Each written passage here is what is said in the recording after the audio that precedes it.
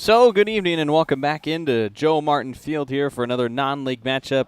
Your Bellingham Bells at home hosting the DubSea Fish Sticks in a league crossover game. The West Coast League crossing over with the Pacific International League here on this Wednesday evening. We saw the Everett Merchants a week ago representing the PIL. Bells took them down, and now it'll be the reigning Pacific International League champions, the DubSea Fish Sticks, coming into Bellingham to face off against the reigning West Coast League champions, your Bellingham Bells. So kind of a fun matchup between those two teams as they go head-to-head.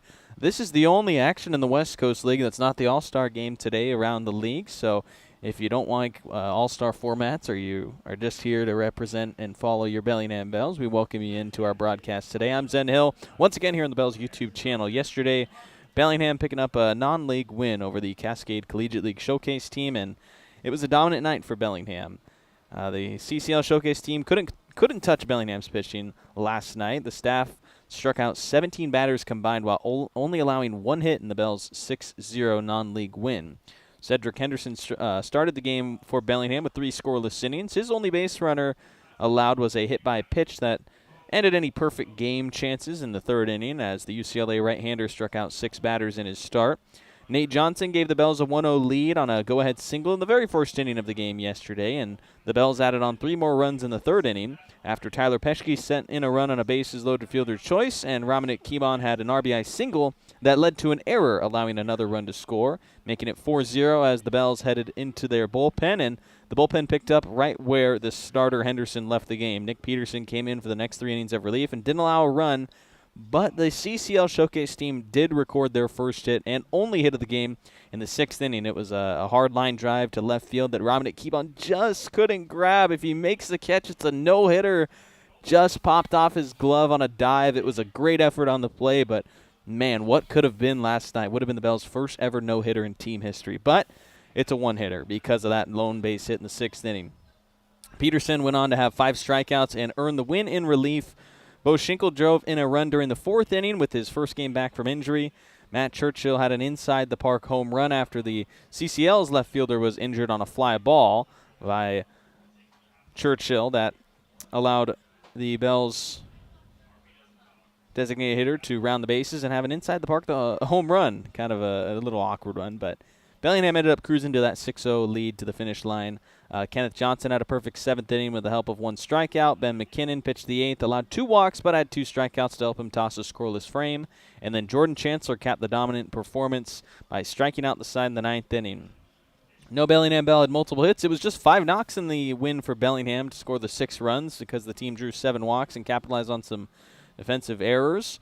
Churchill, the only Bell to score multiple times. Now today and tonight, the Bells hosting the DubSea Fish Sticks with a 6:35 game here in Bellingham. The only action in the West Coast League on this Wednesday night. That's not the All-Star game. Right now, 5 Bellingham Bells out in Victoria. The All-Star game having a countdown. I think it's starting at 7:05 is what I saw in the press release. So our 5 Bellingham Bells will see them all perform at the stage out in Victoria. Noah Cassie was in the Home Run Derby yesterday. The Victoria Harbor Cats Home Run Derby team won the Derby. It was kind of an interesting format that they had out there, a weird setup on the field. But it was a good presentation. You know, they kind of got it down towards the end of the Derby. They were tracking the balls, and it's hard to put on a Home Run Derby. And just with these guys not being, you know, a ton of big sluggers. You have guys that can hit home runs, but maybe not on enough swings where you want to have an entertaining derby. So they made up a point system to kind of get the scoring a little bit higher, and the Victoria Harbor Cats beat out the North and the South Division All-Stars in the Home Run Derby yesterday. Now 7:05, the first pitch for the All-Star game out in Victoria, where 5 Bellingham Bells will be represented. Aspen Alexander, Jaden Jackson, Jake Lyle, Noah Cassie as the fielders, and then Charlie Decker as the lone pitcher headed to Victoria today to perform on the mound, and we'll keep you updated with all of those players and how they're doing in the All-Star game. Going to track what Victoria's got. They're live on, I believe, MLB.com as well as on YouTube, and here live on YouTube at Bellingham Bells. We're excited to bring you some baseball here. Kind of a the lone thing going on aside from the All-Star game. Yesterday there was some non-league games. The DubSea Fish Sticks, the team we're seeing today, they beat the Port Angeles Lefties 5-1 yesterday, so they've proven that they can take on West Coast League talent and take them down. Now, given Port Angeles is one of the bottom teams in the league this season, but it's still a 5-1 win over a West Coast League team. Richfield Raptors beat the Redmond Dudes yesterday 10-4. The Corvallis Knights beat Gunderson Baseball. We'll see Gunderson tomorrow at 6:35. They had just lost to the Corvallis Knights 10-6. And then the Bend Elks beat the Gresham Grey Wolves 10-4. Bellingham Bells, as we mentioned, a 6-0 win over the Cascade Collegiate League. So Bellingham yet to drop a non-league game, but I'd say this one should be the most competitive. At least it feels that way. You have the DubSea Fish Sticks, who are coming off of a 2025 Pacific International League Championship, facing the Bellingham Bells, coming off their West Coast League Championship. So two teams that last year picked up some hardware.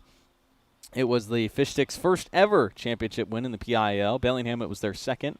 But that just gives you the standard of, hey, these guys could be a competitive team. And we saw yesterday, like I mentioned, the Fish Sticks beating the Lefties in Port Angeles, an opponent that Bellingham just saw, taking 2 out of 3 against. So we'll see how today goes. Bellingham and DubSea head-to-head at 6:35. Lineups when we return here on the Bells YouTube channel.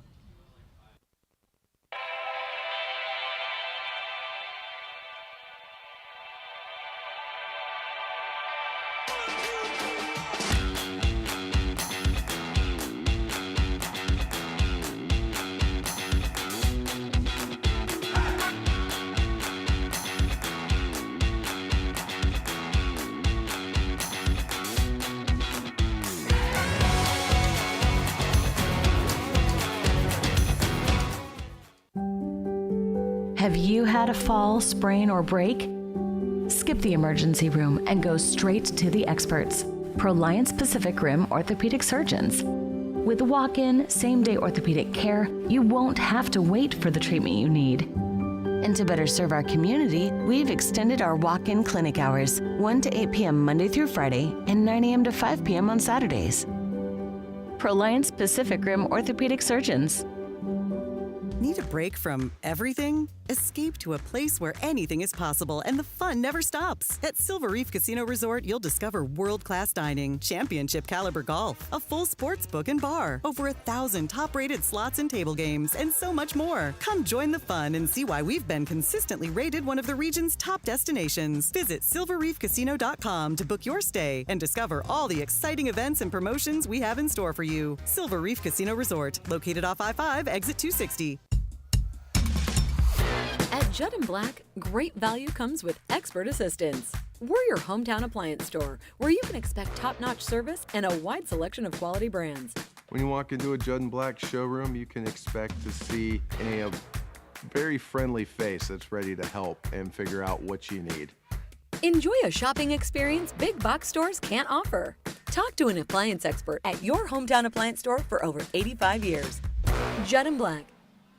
Back here in Bellingham, Washington, non-league action on tap for your Bellingham Bells and the visiting DubSea Fish Sticks. We'll look at your starting lineups here for today's non-league matchup between two teams in opposite leagues. The Pacific International League DubSea Fish Sticks. Looking at their starting lineup in this one, the Fish Sticks will be led off by the shortstop Ian Draper out of the University of Washington.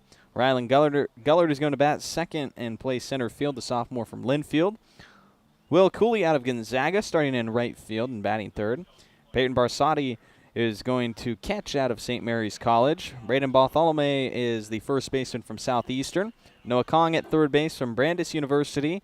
Rodrigo Montano out of Colorado School of Mines starting in left field for the Fish Sticks. And then Tyler Eisenhunt out of Linfield at second base, with Isaac Watson, the DH, finishing off the lineup. Kai Twites is the starting pitcher for the DubSea Fish Sticks, and he'll face the Bells lineup that is led off once again by Rashad Hayes, but at a new position. Hayes going to play third base out of Stanford. KG Hattori, the second baseman, following him out of Cal Poly.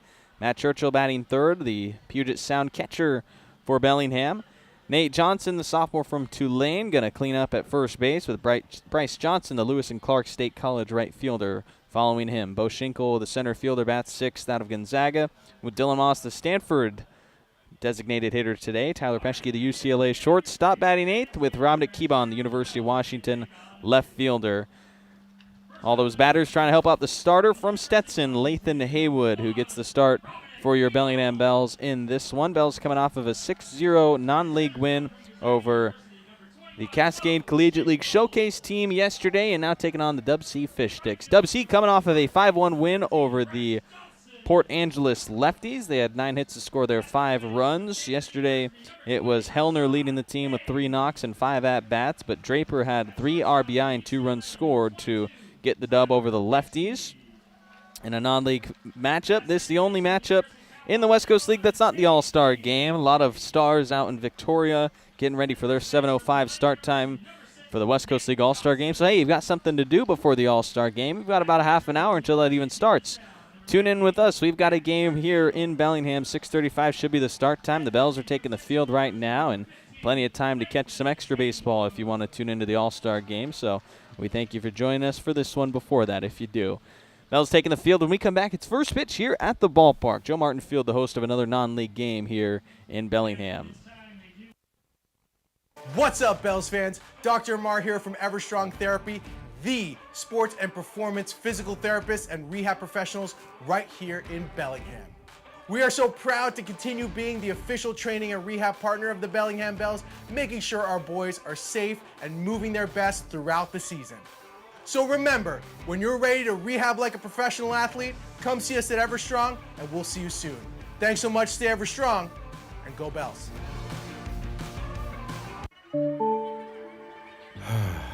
Bummer. This never happens at a convenient time, does it? It's always while you're hustling to meet a deadline or trying to enjoy the game. If only there were a way to outsource this and get back to what you were doing. Well, as a matter of fact, there is. Team Technology is local and employee-owned, balancing ease of access with security and compliance for the cloud and on-premise systems of small and large businesses alike. Connect with Team Technology and see how technology is easier with a team.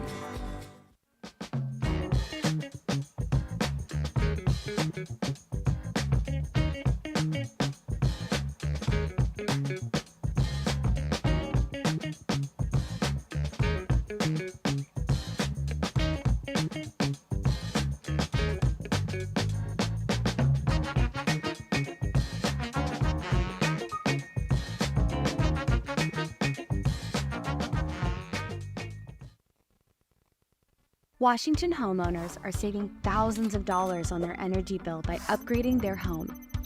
And the best part is, CNGC is giving back even more money when you switch to a more efficient alternative. So you can enjoy increased property value, a higher quality of life with better appliances, and greater comfort for your family. Scan this QR code or go to cngc.com and save money on your energy bill.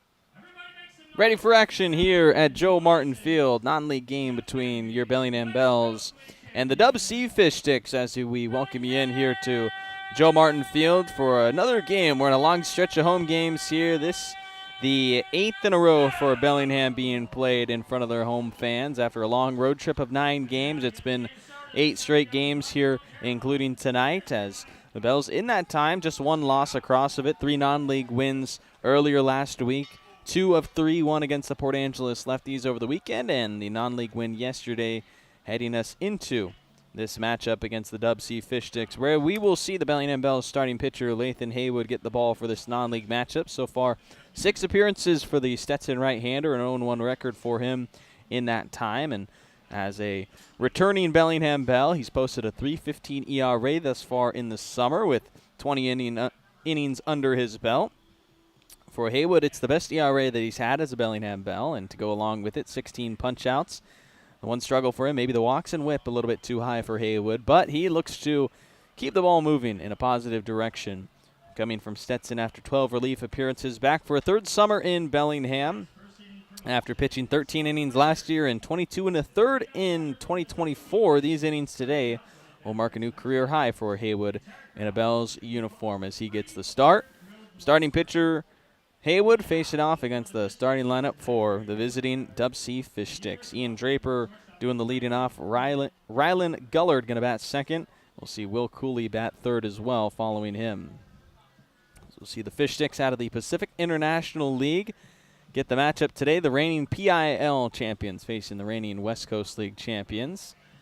And looks like we have some issues right now from the umpiring crew.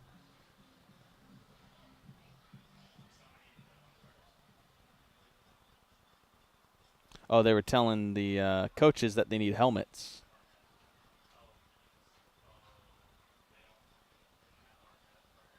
So Pacific International League must not require helmets for its base coaches. First base and third base coaches were told by the home plate umpire that they needed to have some hardware up on the helmet. So taking a quick moment to get that settled for the coaches here. Ian Draper going to do the leading off, the shortstop out of the University of Washington. As it stands right now, they're going to have no coaches on the base paths. And no kind of helmets for them. First pitch of the ball game from Lathan Haywood is a pitch in the dirt to the catcher, Matt Churchill. Ball one delivered into him. Draper doing the leading off after hitting .216 with the University of Washington in 19 games this year. As Haywood misses the ball low. Looking at the Bells defense for this one on the infield from left to right is Hayes, Peschke, Hattori, and Nate Johnson. In the outfield, it's Keybon Schinkel, Bryce Johnson, with the catcher Churchill in the battery with the starter Lathan Haywood. 2-0 pitch in the dirt, missed again, and now 3-0 the count against the leadoff man as Haywood looks to settle into this start. Right-hander missing with his fastball at 87 miles an hour.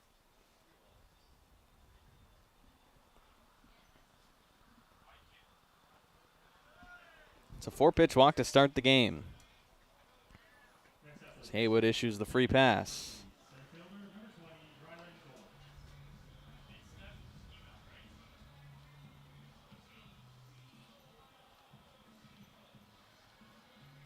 $11 walks in 20 innings for Haywood entering the start. He walks the leadoff man here to start the game against the DubSea Fish Sticks. Now it's Gullard batting for the visitors. Rylan Gullard, the center fielder out of Linfield.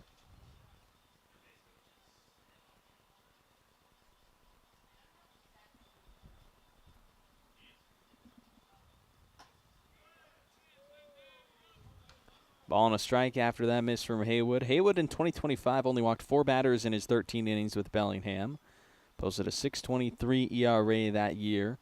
In 2024, when he tossed 22 1/3 innings, only walked 5 batters and had a .201 ERA.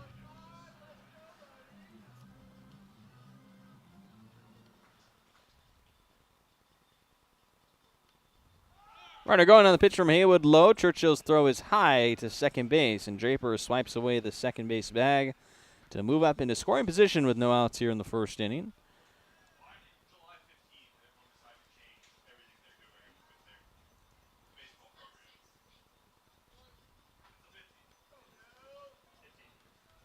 So now an early man into scoring position for these non-league visitors. Already coming off of a win against the Port Angeles lefties yesterday, and now trying to strike first against Bellingham. They got a man in scoring position with no outs after the leadoff walk and steal.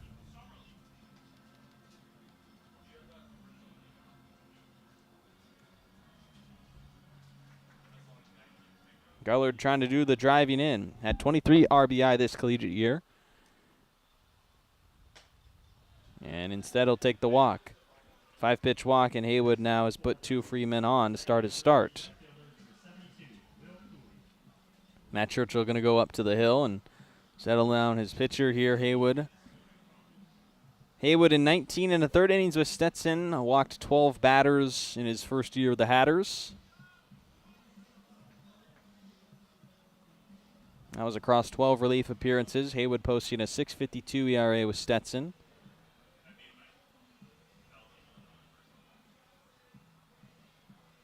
After the Churchill visit up to the hill, Haywood will retake the rubber with men at first and second against him. And the batter, Will Cooley, at the plate, the right fielder.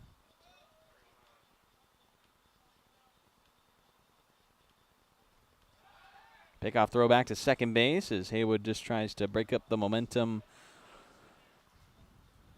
Peschke got to that ball after it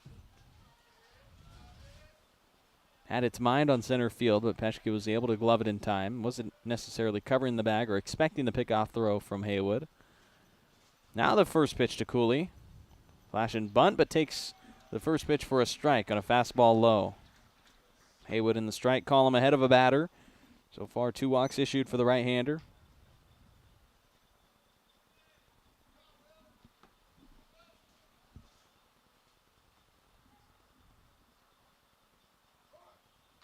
This bunt is popped up to Churchill, but after it contacted in foul territory, so bounced up and into the glove of Churchill for strike 2. So Cooley failing to lay down the bunt to try and get the 2 men up into scoring position, and now in an 0-2 count. Likely won't show that bunt again. Instead, the Gonzaga University commit will have to go to work. Haywood making a move towards second base again before delivering the 0-2 pitch to the right fielder Cooley, who's wearing the number 72 in the dark blue tops for the DubSea Fish Sticks. Yellow jersey numbers for them and white bottoms. The Bellingham Bells in their baby blue uniforms today, as there's a swing and a miss from Cooley, and Haywood has his first strikeout of the game, getting himself back on the right path in this first inning following the 2 leadoff walks. He's now got his first out on a swinging strikeout against Will Cooley, and will face Peyton Barsotti, the catcher out of St. Mary's College of California. Right-handed batter to step in against Haywood with men at first and second for the DubSea Fish Sticks. Beginning tonight's non-league matchup, and it's the Fish Sticks threatening early. Haywood with 1 out to his name after that strikeout. Trying to strand his 2 walks that he issued to start the game. There's a foul ball down the left side for strike 1.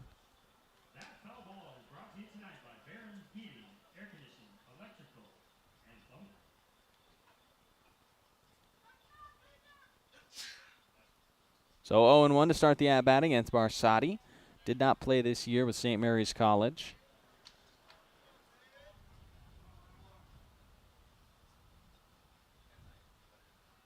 Oh, 1 pitch from Haywood. Misses low. This was Haywood's first year at Stetson University, transferring from Edmonds College, where he found immense success. 73 innings pitched his sophomore season with a .258 ERA. Tossed a no-hitter against Skagit Valley College. Came after a .270 ERA in his freshman season across over 66 innings, as that slider is swung on and missed. Barsotti chasing away for a strike 2. In his first year at Stetson, highest ERA of his career at any stop so far. The .652 is .623 ERA last year was a bit higher than he would have liked, especially following the dominant 2024 campaign he had here with the Bells, and sitting around a 3 here with Bellingham. Today's ERA won't be affected because it's a non-league game, so this is basically an exhibition for these guys.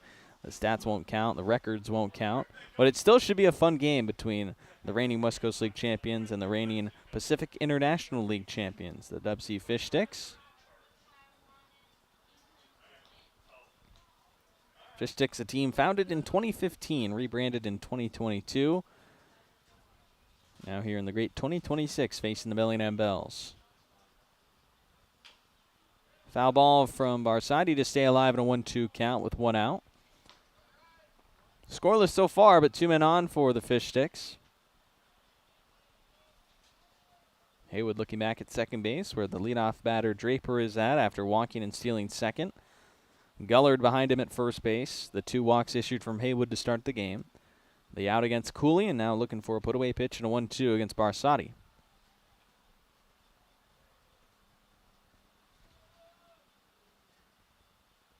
Pickoff throwback to second base. Could see that coming from Haywood. If you're not fooling me, I'm likely not going to fool the runner as well. And Gullard safe at second base. Settle back into the first base side of the rubber.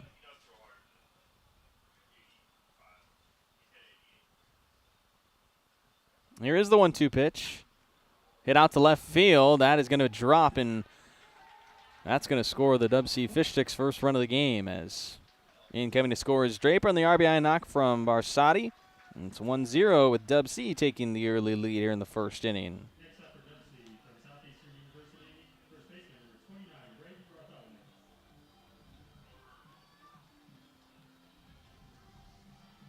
So Fish Sticks on the scoreboard first after that RBI knock from Barsotti. He's at second base, but we'll see if they scored a double or a single in an advance. That one away from Dominic Keybon as he was pulled down the left field line. They'll score a double. So an RBI double for Barsotti in the first inning to tag Haywood for the game's first run. Now there's a swing and a miss at the plate from Bartholome, the first baseman. Brandon Bartholome out of Southeastern University batting here for the Fish Sticks with runners at second and third. Already one run in. A swing and miss from the right-handed batter for strike two. The double from Barsotti, not hit extremely hard, but just to the right part of the field. Traveled just 81 miles an hour off the bat of the catcher, but got it done. This one now lofted into the air for KG Hattori, the second baseman, moving to his left to make the catch for the inning's second out. Haywood trying to limit the damage to just one with 2 men in scoring position for DubSea. A 1-0 lead for them over the Bellingham Bells to start the game. Noah Kong will now bat next, the third baseman out of Brandeis University.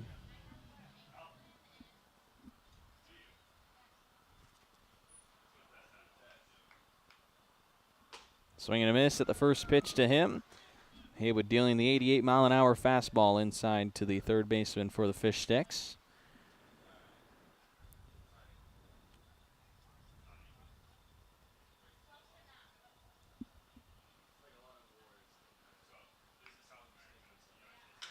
A grounder up the middle, good for a base hit.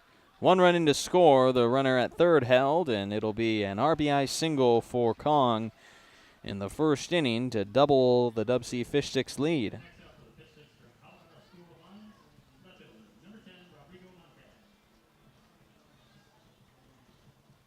Barsotti staying at third base. Fish Sticks don't have base coaches because their coaches don't have helmets, so there's no one at first base coaching. The third base side of the infield does belong to the visitors, so the Fish Sticks interim head coach Mark Lynn is there giving the signs, but not far enough away from the dugout to be considered actually coaching third base to where the umpires are allowing him to throw up the sign still. It's an interesting thing we've never run into with coaches not having helmets. 2-0 on a miss outside, and you got to think last night they were playing Port Angeles. The lefties umpiring crew just must not have enforced it.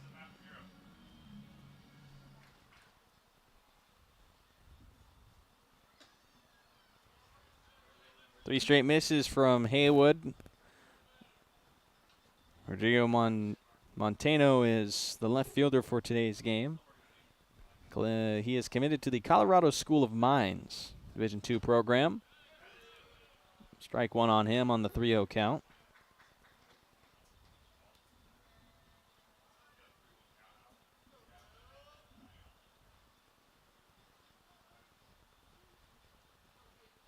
We're going on the 3-1. It's a strike high, and now the runner caught between first and second base. Now a runner advancing home, but the out and tag applied before the base runner scores, so that run will not count for DubSea. It's only 2 runs in and a 2-0 lead for the visitors as we head to the bottom of the first.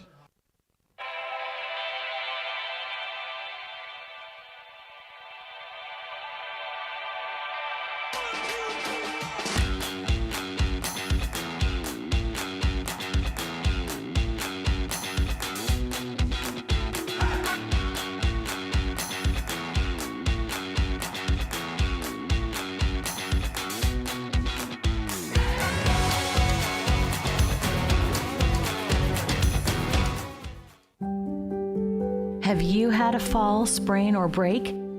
Skip the emergency room and go straight to the experts, Proliance Pacific Rim orthopedic surgeons. With walk-in, same-day orthopedic care, you won't have to wait for the treatment you need.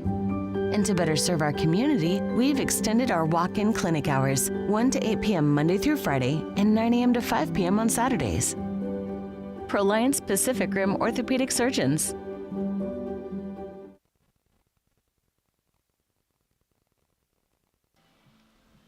Bottom of the first inning here in Bellingham, a 2-0 lead for the DubSea Fish Sticks. As we will get a look at the starting pitcher for DubSea, who now inherits a 2-0 lead after his offense gives him some runs. Pitching today will be the freshman from Harding University, Kai Twites, the right-hander taking the ball for DubSea. Just a brief collegiate couple of innings for him, 2 2/3 with Harding University this past year. He's committed to Spokane Falls for his sophomore season, pitching here with the DubSea Fish Sticks over the summer. Just one start for him with Harding this year of his 3 appearances. He got roughed up a little bit on 5 hits and 4 walks, allowing 7 runs for an ERA that is north of 16.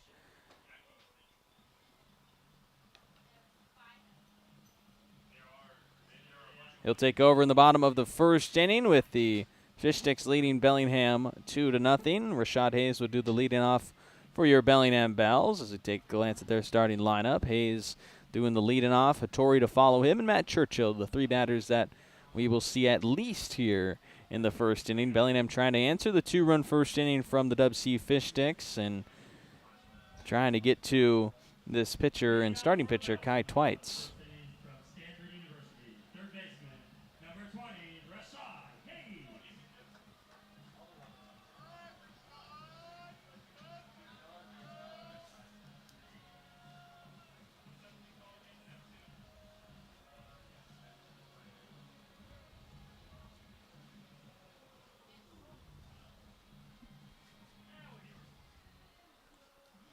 Hayes will lead it off after yesterday struggling in the leadoff spot. 0 of 5 for the Stanford freshman.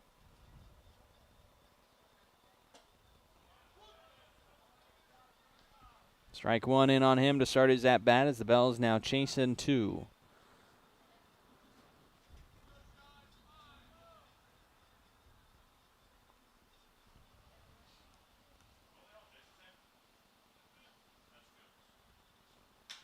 Hayes swings and bounces this to the shortstop Draper, and it gets by him for a leadoff base runner. Hayes is trying for second base with no one covering the bag, and he slides in head first.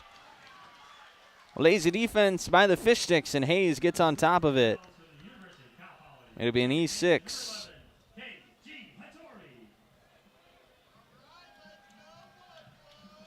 So the Bells get a base runner after surrendering 2 runs in the top half of the inning to now have the tying run come to the plate in the form of KG Hattori.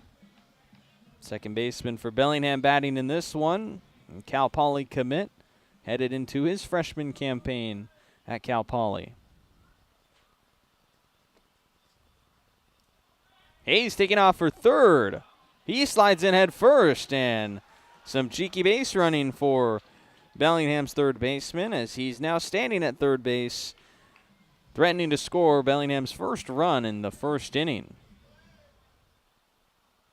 Riley Parker doing the third base coaching in this one. Cody Anderson coaching first base, giving Coach Regier the day off from coaching third base. Torrey hits a foul ball for an 0-2 count. Chance to drive in Bellingham's first run of the game with 2 scored by DubSea in the top half of the inning. This would be a good response to try and get the momentum back to the home crowd.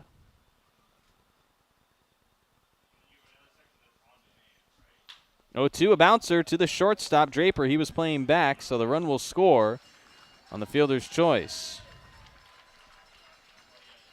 It's a ground out, 6-3 from Hattori to bring in a run.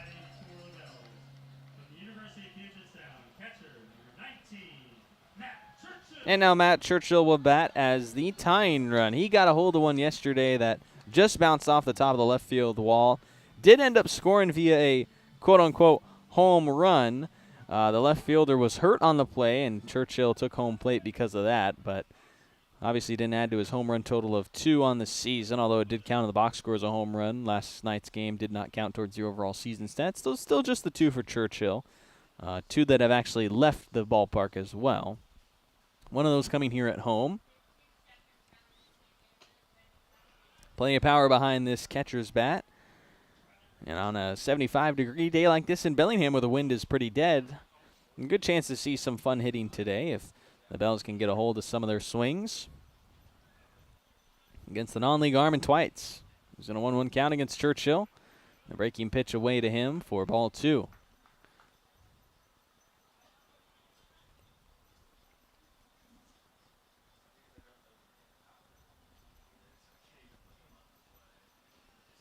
Two and one, the count for the right-hander. Churchill pops it up, and it'll get out of play for strike 2. 3 punch-outs for Kai Twites with Harding University this year in 3 appearances. Gets a start. He's got 1 out in the first, but a run already in to score. Not because of his fault, though. An unearned run off the error, allowing Rashad Hayes to reach. The shortstop Draper committing the error. 2-2 a count on Churchill. And for the 1 out, it's pulled away for ball 3. That one not competitive. Churchill, ball out of the hand.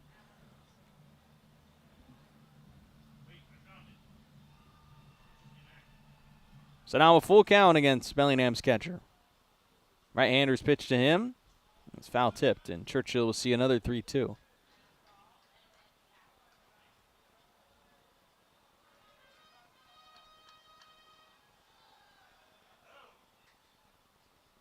DubSea with 2 runs in the top of the first. Bellingham getting 1 back here in the bottom of the inning, but with 1 out, still a chance to add to it. Churchill trying to advance the line on a 3-2, and he's hit.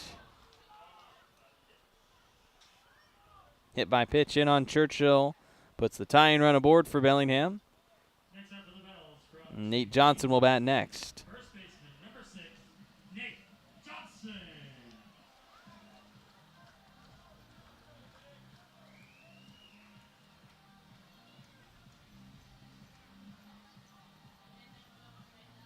Umpire is directing the Fish Sticks dugout to stay behind the fence line out at the third base side. They're not familiar with this ballpark. They're not familiar with the rules, obviously. We've already seen the coaches not have helmets, so they can't coach third base. But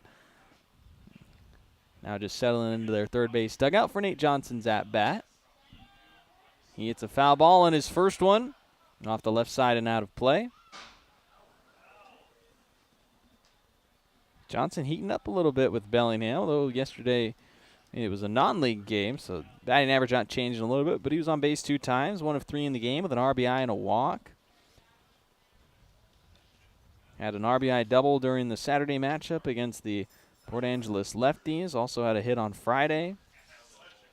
The Tulane third baseman batting well the last couple of games for Bellingham. Foul ball on a check swing from Johnson makes it 0-2.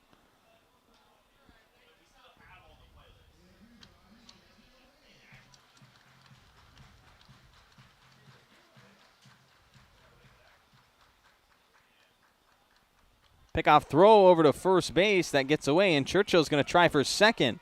Bartholomew will not throw it all to second base. So it'll be an error on the pitcher that puts Churchill up in a scoring position as the tying run. Second error in the inning on the Fish Sticks defense, this time on the pitcher Twites.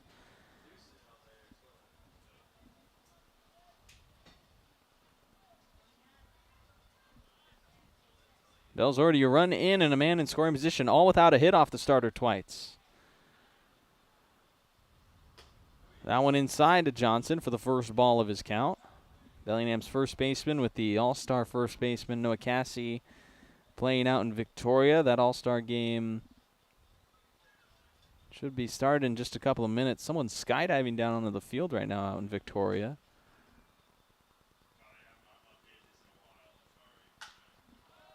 This flown is center field, shallow. Gullard's initial move was back, but now he comes in and reads it down for the second out, retiring Nate Johnson on the fly out to center field.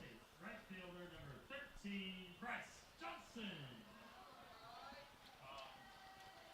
Bryce Johnson, next man up. Bellingham's right fielder will bat as the go-ahead run with 2 outs in the bottom of the first inning. 1 in for the Bells to make it 2-1. They trail against the Fish Sticks with Matt Churchill at second base and scoring position for the Lewis and Clark State College senior. Foul ball from Johnson to start his at-bat against Kai Twites, who has a chance to escape the first inning with the lead still to DubSea.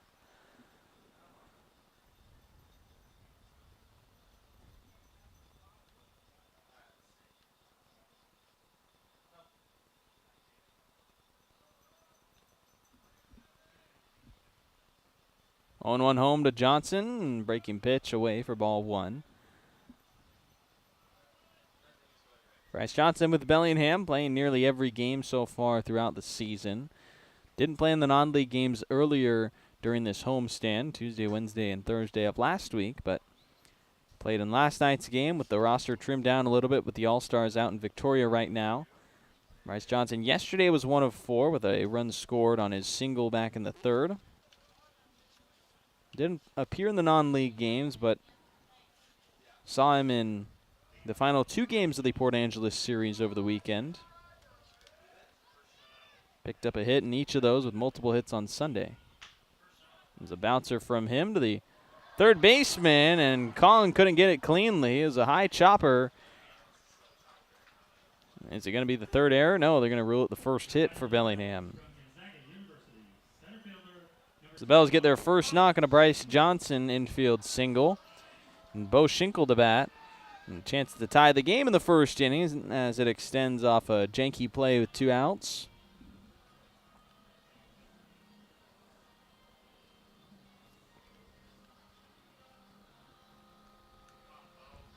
Two outs for the Gonzaga center fielder back here in Bellingham, returning to form. First game back with Bellingham was yesterday as he cuts this one out to left center field, shallow enough for Gullard to make a running catch out in left center field. And the center fielder puts away a 2-1 lead for DubSea as we head into the second. Need a break from everything? Escape to a place where anything is possible and the fun never stops. At Silver Reef Casino Resort, you'll discover world-class dining, championship caliber golf, a full sports book and bar, over 1,000 top-rated slots and table games, and so much more. Come join the fun and see why we've been consistently rated one of the region's top destinations. Visit silverreefcasino.com to book your stay and discover all the exciting events and promotions we have in store for you. Silver Reef Casino Resort, located off I-5, exit 260. At Judd & Black, great value comes with expert assistance. We're your hometown appliance store where you can expect top-notch service and a wide selection of quality brands. When you walk into a Judd & Black showroom, you can expect to see a very friendly face that's ready to help and figure out what you need. Enjoy a shopping experience big box stores can't offer. Talk to an appliance expert at your hometown appliance store for over 85 years. Judd & Black. When pain or injury slows you down, Peace Health Orthopedics, Sports Medicine, Foot and Ankle, and Trauma Services are here to help. Our experienced orthopedic team cares for bones, joints, and muscles, offering personalized treatment and same-day appointments. From everyday aches to unexpected injuries and joint replacement, Peace Health helps you move better, feel stronger, and get back to your life. Learn more about Peace Health Orthopedics at peacehealth.org. That's peacehealth.org. Zen Hill here, live on the Bellingham Bells YouTube channel. Non-league contest between the DubSea Fish Sticks and the Bellingham Bells. 2-1 the lead for the Fish Sticks after they tagged Bellingham starter Lathan Haywood for 2 runs in the first. And on offense, got 1 back. So it sends us here to the second inning where it will be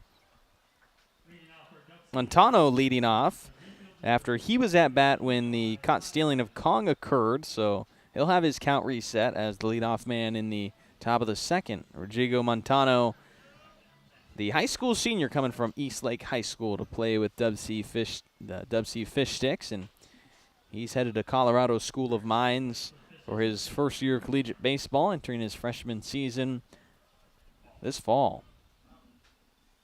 Montano, Eisenhunt, and Watson do up for the Fish Sticks. Bottom 3 order hitters for the visitors in the second inning coming up against the starter, Lathan Haywood. In the first inning, surrendered 2 walks and 2 hits for 2 runs.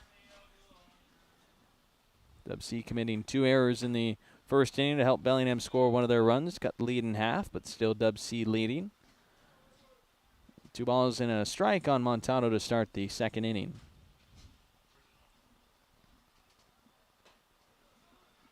Haywood missing the pitch away for ball 3.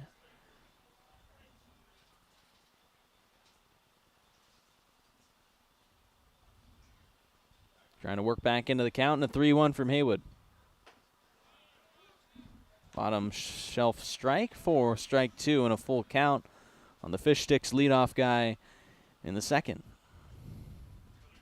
Now payoff pitch from the right-hander. Low in the dirt for a walk. It's the third issued by Haywood, and another leadoff batter aboard for back-to-back innings for DubSea. Last time they let off an inning with a walk in the first and scoring that run as well. After Draper walked, stole second, and scored on the RBI double from Barsati. Give the Fish Sticks their initial 1-0 lead that they've added to 2-1 with 2 runs in the first inning. Bellingham with 1 run in the bottom of the first to make it 2-1. Fish Sticks leading here in this non-league game. The Linfield second baseman, Tyler Eisenhunt, will bat next for DubSea.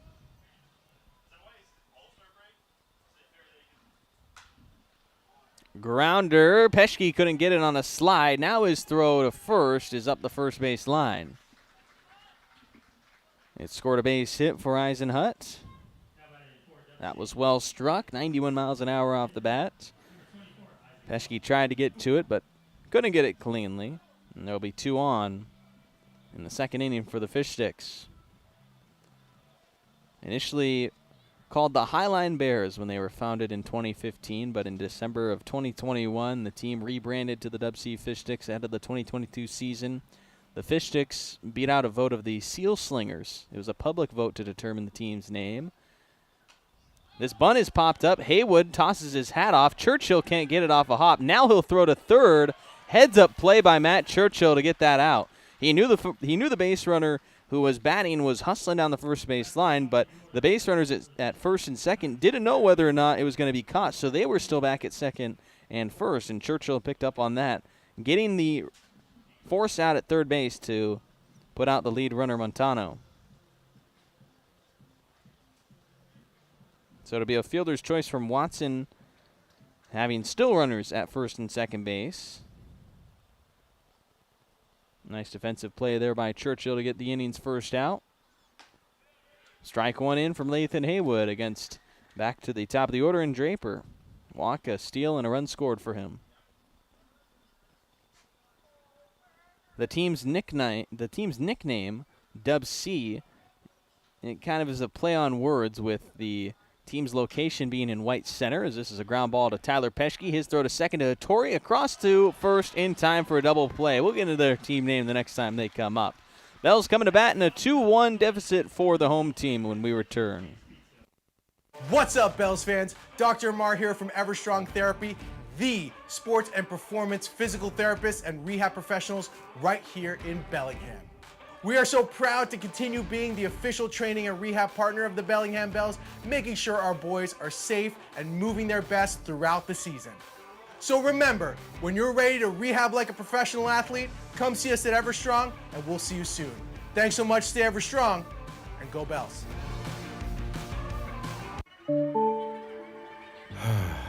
Bummer. This never happens at a convenient time, does it? It's always while you're hustling to meet a deadline or trying to enjoy the game. If only there were a way to outsource this and get back to what you were doing. Well, as a matter of fact, there is.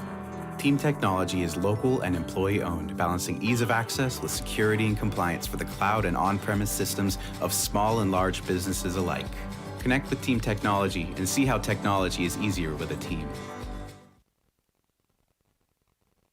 Puget Sound Energy is thrilled to team up with the Bellingham Bells for Community Wednesdays this season.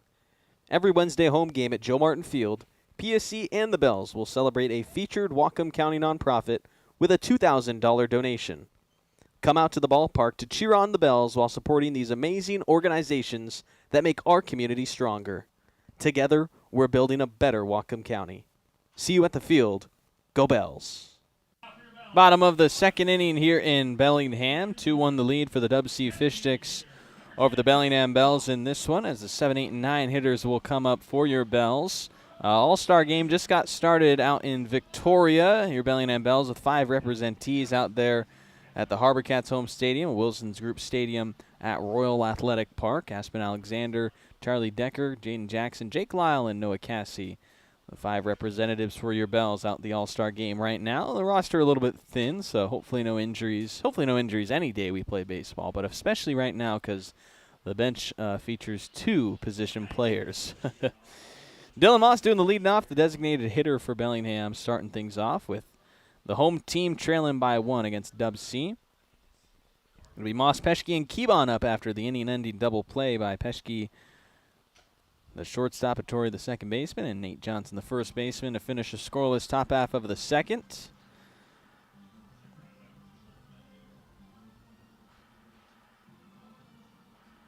As Dylan Moss, the Stanford catcher, looks to set the table for the bottom of the second against the starter, Kai Twites.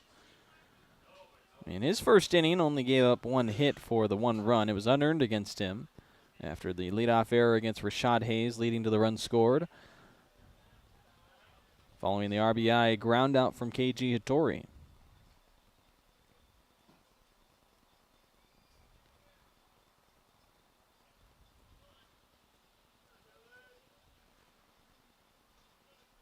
On 2 and a bouncer in the dirt to Moss that he laid off of for ball 2. 2 balls and 2 strikes.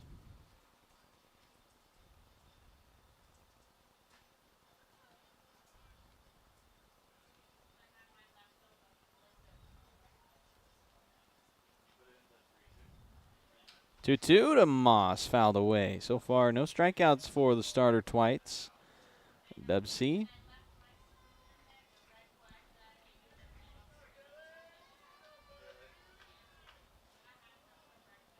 Looks like the only starting Bell for the All-Star game is Noah Cassie. He's batting 6th in the order for the North. Moss takes strike 3, called on the outside. Watch the fastball go for strike 3. Now Tyler Peschke is up next. So we will see Aspen Alexander, Jake Lyle, and Jaden Jackson off the bench for Bellingham in the All-Star game. Always hard for those managers to work around an All-Star game where you got to navigate guys in and out. The Harbor Cats head coach Todd Haney is the North's head coach, and I believe it's the Portland Pickles head coach representing the South, Jim Hopple. Thought that was interesting with the Pickles not being close to the top of the table, down in the South. Not sure how the selection process works. I know the hosting team usually gets the manager. We've got that the last 2 seasons, but I don't know if we do an MLB-esque thing where we take the head coach from the championship game, but Mark Magdaleno retired, so maybe it's just the Portland Pickles manager that gets to do that. It would make sense if that was how they ran things. I'm not sure how the selection process works. It's also a matter of whether the coaches wanted to come. Maybe they did reach out to the Ridgefield head coach and passed up on it. Peschke in a 3-0, takes a high strike. No walks issued from the starting right-hander for the Fish Sticks.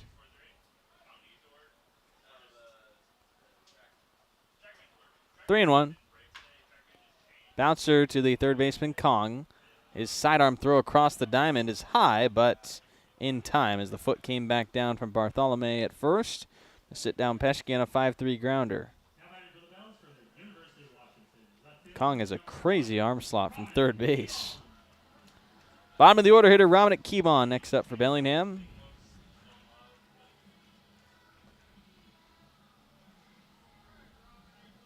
Left fielder to bat with 2 outs. Bellingham down 2-1 in the bottom of the second against the DubSea Fish Sticks. As Keebon takes strike 1.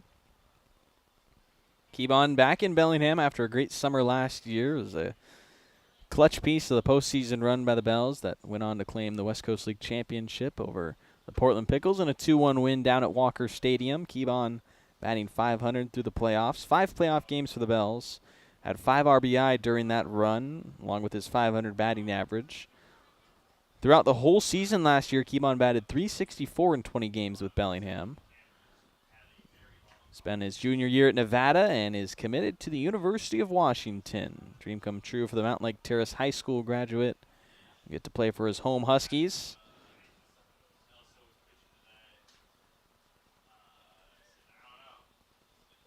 2-1.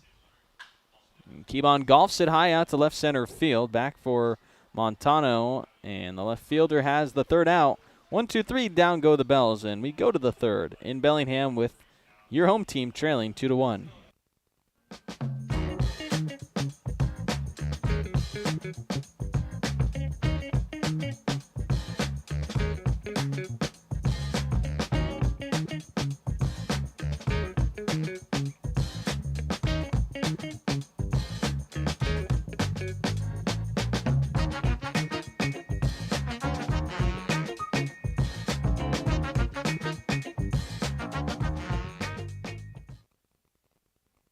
Washington homeowners are saving thousands of dollars on their energy bill by upgrading their home. And the best part is, CNGC is giving back even more money when you switch to a more efficient alternative. So you can enjoy increased property value, a higher quality of life with better appliances, and greater comfort for your family. Scan this QR code or go to cngc.com and save money on your energy bill. Choose cooperative. Choose community. Bank with local industrial credit union. Proud Sunday savings sponsor of the Bellingham Bells. If you live, work, or attend school in Washington, you can join a credit union that puts people first. Local decisions, personalized service, and a real commitment to our community. Learn more at industrialcu.com. Federally insured by the NCUA. Third inning at Joe Martin Field. Non-league baseball here on a Wednesday evening in the Pacific Northwest between your Bellingham Bells at home hosting the DubSea Fish Sticks, who come out of White Center in West Seattle. The Fish Sticks call home Mel Olson Stadium, located inside Steve Cox Memorial Park in White Center, and White Center's nickname is DubSea, which is why the DubSea Fish Sticks, when they rebranded to the Fish Sticks, took on the moniker of DubSea instead of being Highline, the Highline Bears, which was their former identity from 2015 to 2021. But DubSea, a play on words and also kind of a fun name for a fun team. They're very known for some of the high energy and wacky things that they do as far as promotions at home and having their mascot Finn Crispy Jr. out and around. This is a grounding base hit up the middle for the leadoff man Gullard in the third inning as he starts the third off with the fourth hit off of Lathan Haywood in the start for the Bells right-hander.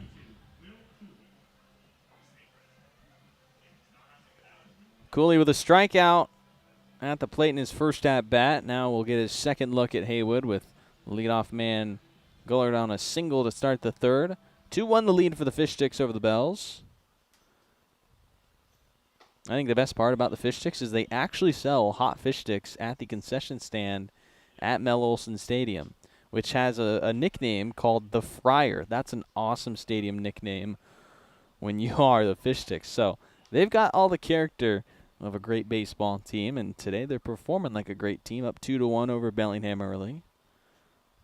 The Pacific International League is not some league that we're expected to just play these teams and walk over them. No, I mean, this is a team coming from a premier summer collegiate league. The Pacific International League was founded in 1992, and it was the summer collegiate baseball league in the Pacific Northwest since it was founded, and for a couple of years until the West Coast League formed. The Pacific International League affiliated with the National Baseball Congress, meaning that the league champions, a.k.a. the DubSea Fish Sticks from last year, get an automatic bid to the NBC World Series in Wichita, Kansas. Fish Sticks got to do that last year. Bellingham Bells were a former Pacific International League team from 1999 to 2004, along with Wenatchee and the Apple Sox, Corvallis and the Knights, who were previously known as the Aloha Knights, the Bend Elks, the Kelowna Falcons, former West Coast League team that doesn't exist anymore, the Spokane Riverhawks. All those teams were Pacific International League members when they decided to leave that league and form the West Coast League alongside the Kitsap Blue Jackets, who had become a team in 2004 and were looking for a home for a league. The Blue Jackets were going to join the West Coast League in 2005, but instead, Bellingham, Wenatchee, all those teams that I listed, convinced Kitsap to join the West Coast League, helped them start the West Coast League, and now we've seen as far as where the WCL has grown. It is the best baseball league on the West Coast, and it's only second to maybe the Cape Cod League when it comes to overall summer collegiate leagues. Cooley with a fly out to center field is the first out in the third. Arsati had a RBI double in his first at-bat, now seeing Haywood for the second time, who throws another pickoff move to first where Gullard is at.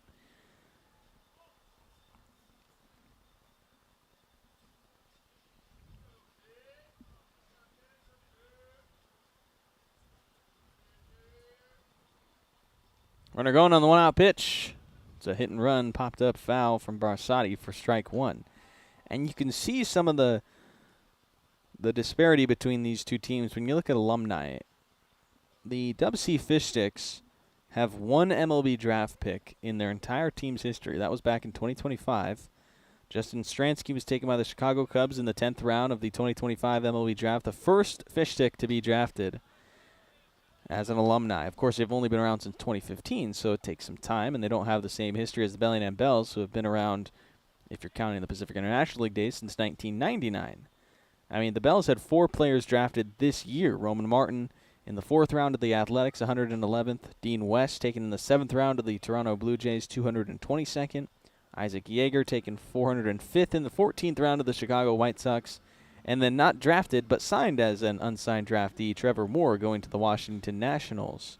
4 guys that have played with Bellingham over the last 4 seasons. As this is a weak fly ball out to shallow right field. It drops in for a base hit. Runner Gullard turning around second to go into third with now runners on the corners for the Fish Sticks and 1 out after that single from Barsati, who has got himself 2 hits. Bartholomew now bats for the Fish Sticks. He's 0 of 1 off his pop-up to the infield. Right now it's the Fish Sticks up 2-1, getting to the starter, Lathan Haywood, who's been tagged for 5 hits already, 3 walks, and 2 runs, potentially more to come for DubSea here with runners on the corners and only 1 out. Bunt on a squeeze stride down the first base line, and Nate Johnson lets that one go foul for a strike. Looks like the DubSea Fish Sticks coaches have some helmets. I believe that the Bellingham Bells head coaches, or assistant coaches and head coaches, actually donated these helmets to them for the game. They have the Bells logo on them, but it allows the coaches to be out there. So that's a cool gesture by the Bells coaching staff to let the Fish Sticks have their guys out there. I mean, these teams are all developmental at the end of the day, and you want your coaches out there talking to the guys, giving the right signs. So that's a great gesture by our coaching staff to let these Fish Sticks head coaches have their helmets, even though they're beating us right now. No animosity. 0-1 off the inside of the bat. Chance for 2 to end it. Peschke to second. Hattori to first. In time for the double play, and Bellingham escapes the third on their second double play of the infield. It'll remain a 2-1 lead for DubSea, but that's just it as we go to the bottom of the third.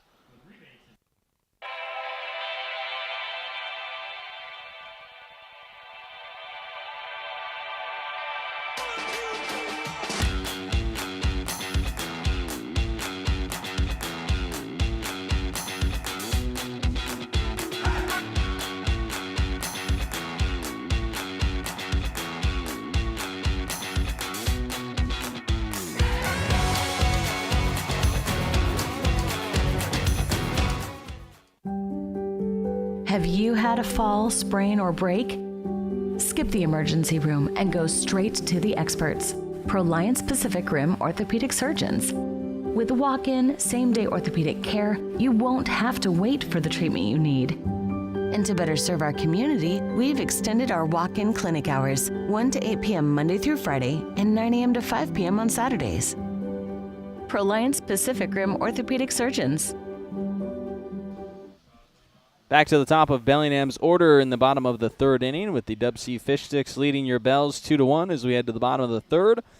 Grady Twites, the starter, back out for his next inning of this starting outing. He had a perfect second inning going 1-2-3 in that frame, and now will face the top of the order in the third, with Rashad Hayes doing the leading off for your Bellingham Bells. He's the only Bell to touch home plate safely after reaching on an error in the first and advancing all the way around to home with the help of a steal of third, and drove in on the RBI fielder's choice ground out from KG Hattori.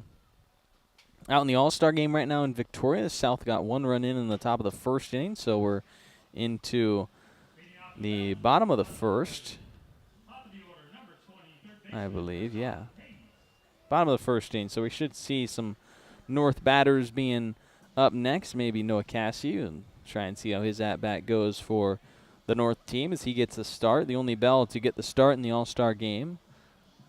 See Charlie Decker as a pitcher later in the game, as well as our other 3 position players.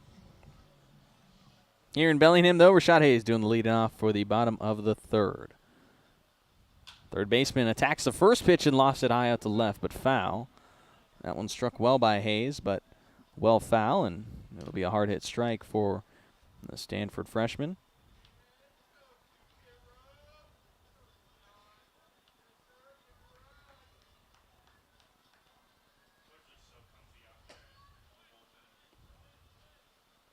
One breaking pitch is missed for ball 1.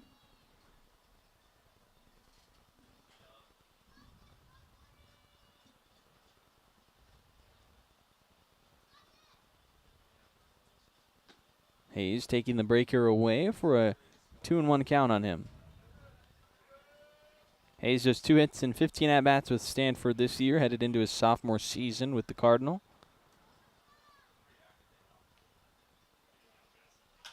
The 2-1 from Hayes, sprayed out to right center field. Cooley hustling back for it. Won't get it as it drops past the reach of his glove. Hayes into second base, and it'll hold up there for a leadoff double in the third inning. And Hayes has his first knock, just the second of the game for Bellingham, and the first extra base hit for your Bells off of the starter Twice. Next up for the Bells, number 11, second baseman, KG Hattori. So Hattori, who drove in the game's first run for Bellingham, now has a chance to tie it with a swing of his own. It was a 6-3 ground out for him that scored Hayes in the first inning. Hayes was at third in that one after stealing third base following his reach of second on an error. Now he's at second base with his double. We'll see if he decides to steal third once again.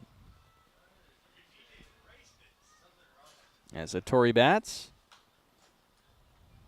hitting foul ball for strike 1.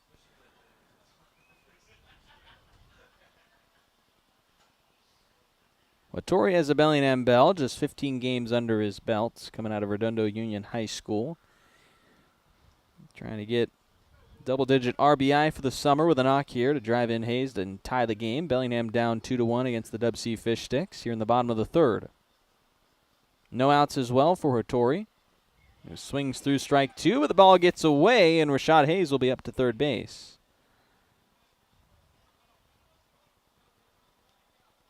Wild pitch moving him up to third, now 90 feet away from tying the game for the Bells. And Hattori shorten up here maybe and try and drive in the tie and run. Down 0-2 in the count.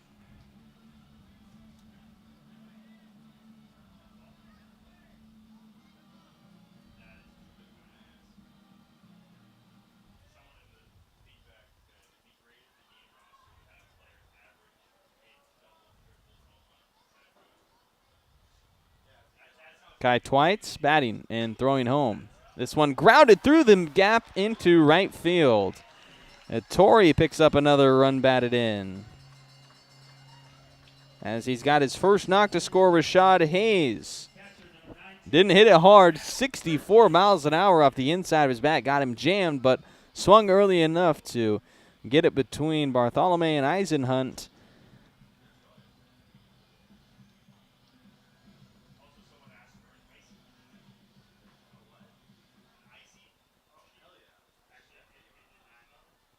So now the game tied, 2 runs to each team. Matt Churchill, the catcher, batting after being hit by a pitch. Breaking pitch, strike 1 the Puget Sound catcher, as Twice now tagged for his first earned run of the game after an unearned run against him in the first. Double and a single to start the third for Bellingham's batters. Tie the game at 2.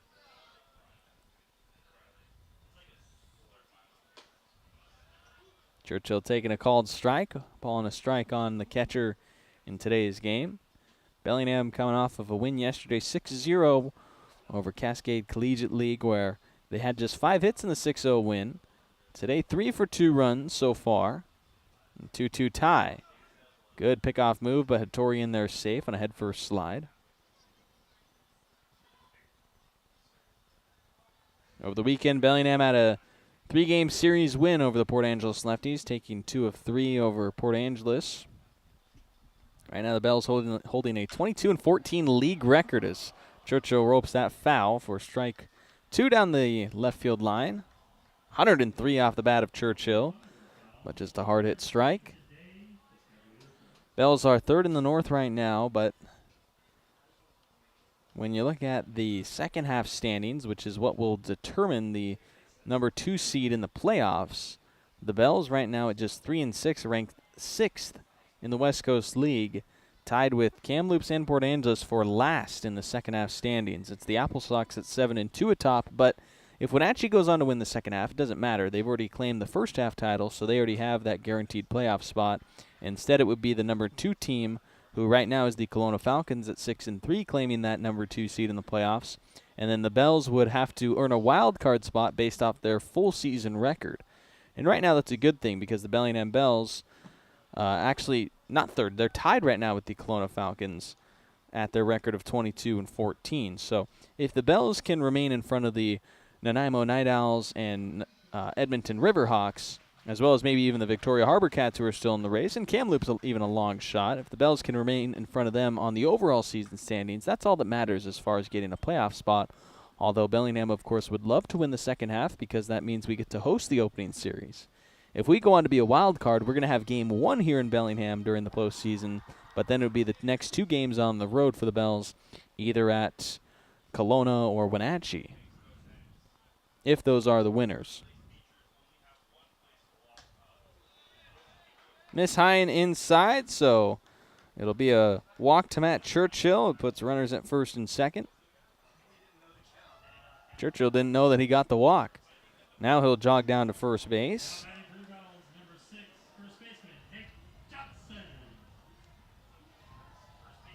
Mound visit here from the DubSea Fish Stick staff. 2 runs in against the starter. 2 hits and a walk to start the 3rd inning, and in conversation here for the starter, Kai Twites. Twites, a starter at Ellensburg High School, trying to stay in this game for the DubSea Fish Sticks. Bellingham has tied it with no outs, have 2 runners on, approaching the middle of the order. That could do some damage against you. He's staying in the game. Bullpen, though, maybe getting moving for the Fish Sticks. Twites was a 2-way player and one of the state's best at hitting home runs. Led the entire state of Washington in home runs as a senior and was first-team All-State in 2A at Ellensburg High School.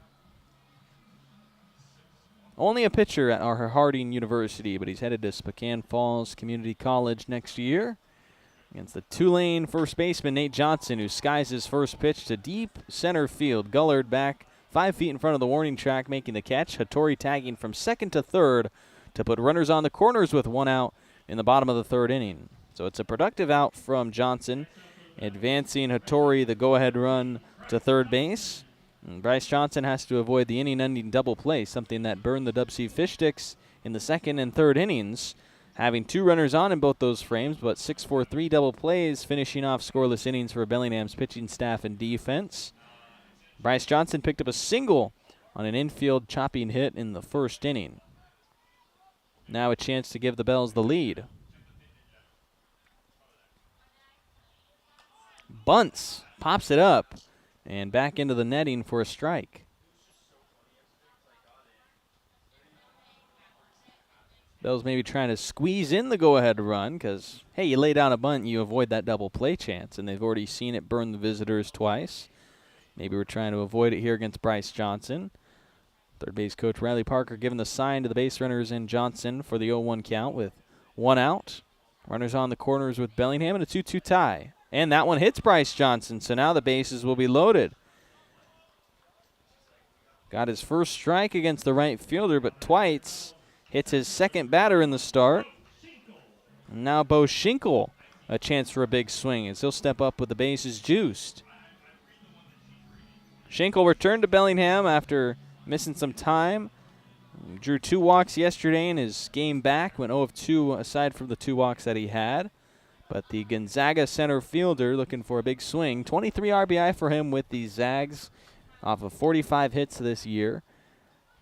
He batted .288 for the Bulldogs.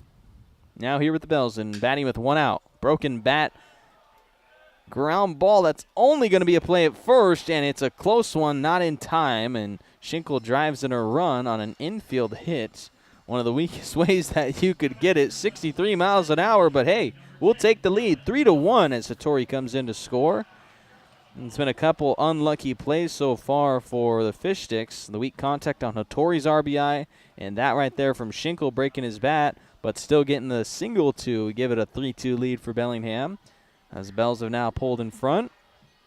Schinkel will be at first, Bryce Johnson at second, and Matt Churchill at third. Hattori in to score. Now a 2-run inning for Bellingham, and Dylan Moss looking to blow this game open as well. As Bellingham went station to station to keep the bases loaded. Dwight's got strike 1 on Moss to begin the at-bat against him. 0-1. Moss crushes it foul, way open on that swing. That might be in the parking lot.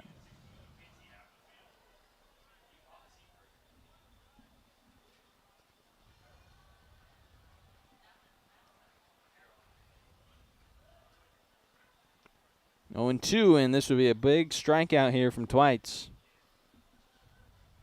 His only strikeout so far in the start is against Moss. Struck him out in the second inning. Missed on his breaking pitch for ball 1. Got a strikeout looking against Moss. Shooting a fastball right down the middle.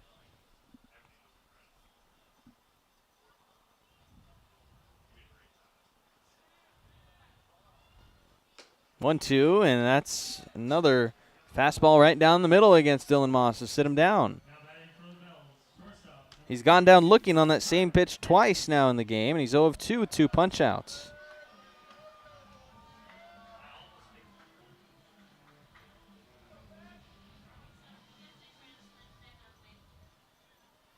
So that's a big out, the second of the inning. Tyler Peschke will try and not strand these bases loaded. Bells do have their lead back. 3-2 taking the lead after falling down 2-0 early. 3 straight unanswered by Bellingham's offense. 2 in the bottom of the third, and Tyler Peschke trying to add 2. The base is juiced up, but 2 outs. And a chance to escape with just a 1-run deficit for the starter Kai Twites.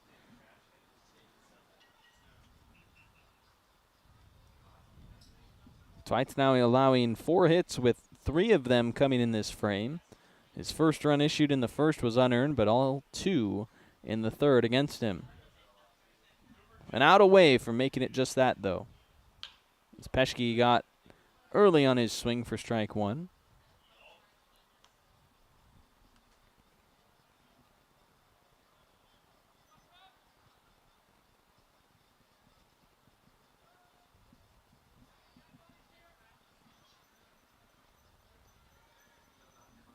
Ball and a strike on Bellingham's shortstop, but the base is loaded. 2 outs in the bottom of the third. 1-1 in the dirt to Peschke. Peschke headed to UCLA after a junior college season at Cerritos College. Batting average sat at .400 with a .594 slug as he had 16 doubles, 2 triples, and 5 home runs. He hits the ball extremely hard. Trying to make contact for a 2-1 count base hit. Made contact, but flew it up foul and out into the bleachers on the right side for strike 2 on Peschke. Now 2 balls and 2 strikes. Good crowd here in Bellingham for this Community Wednesday.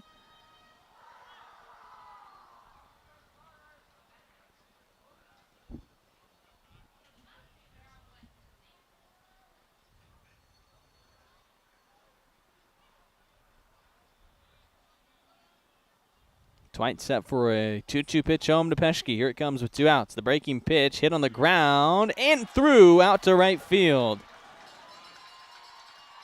2 runs in to score on the throw to third. Peschke will move up to second base, and Bellingham doubles their run total in the third to make it 5-2 the lead. 4 runs in to score in the third. 2 driven in off Peschke's grounder there. It's another soft contact hit that gets it done. Under 80 miles an hour on all 3 of the Bells hits to drive in runs in the inning. But put the ball in play and good things happen. It's going to be it for the starter. Kai Twites pulled from this game down 5-2 when we return.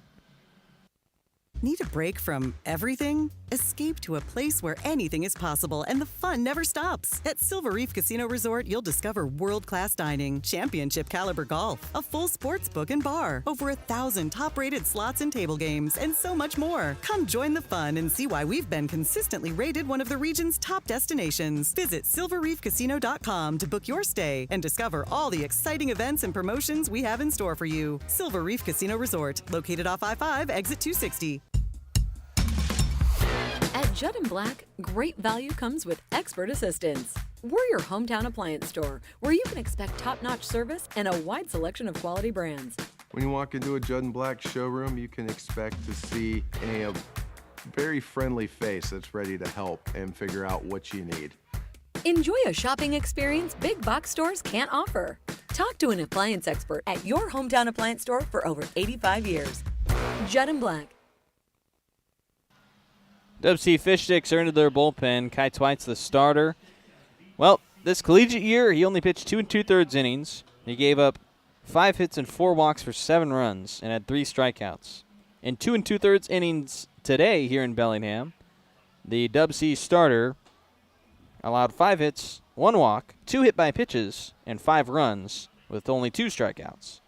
4 of the runs earned all coming here in the 3rd inning as a new arm will toss for the DubSea Fish Sticks. It is Nathan Burke going as the first man up out of the pen to face Ramnik Kebon. Bell's nearly batting around here in the 3rd inning to take the 5-2 lead over the Fish Sticks, who had a great start to the game, 2-0 the early lead, and that has been wiped away in just this one frame.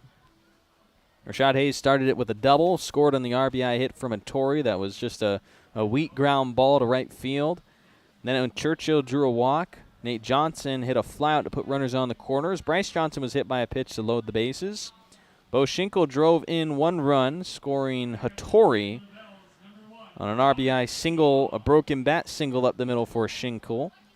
And then Tyler Peschke drove in 2 more runs on his weak base hit on the ground to the right side of the infield that got through out to right field. And 4 runs have scored just like that. Hasn't been a lot of loud contact, but it's been enough contact. And it's 5-2 Bellingham for Ramnik Kebon, 0 of 1 after flying out to left field against Nathan Burke, who's got a submarine-esque delivery to him.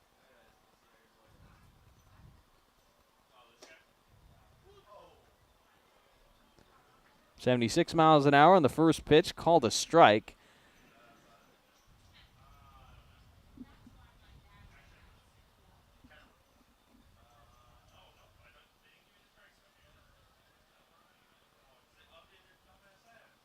On 1 off the inside to Kebon. So that sidearm delivery can cause some troubles, not only for the batters, but also for the umpires. We saw the first pitch to Kebon. A couple of balls outside being called against it. It's just unconventional to watch. And that's why Burke does it. The Olympic College right-handed pitcher headed into his junior season. 0-2 on a foul ball from Kebon.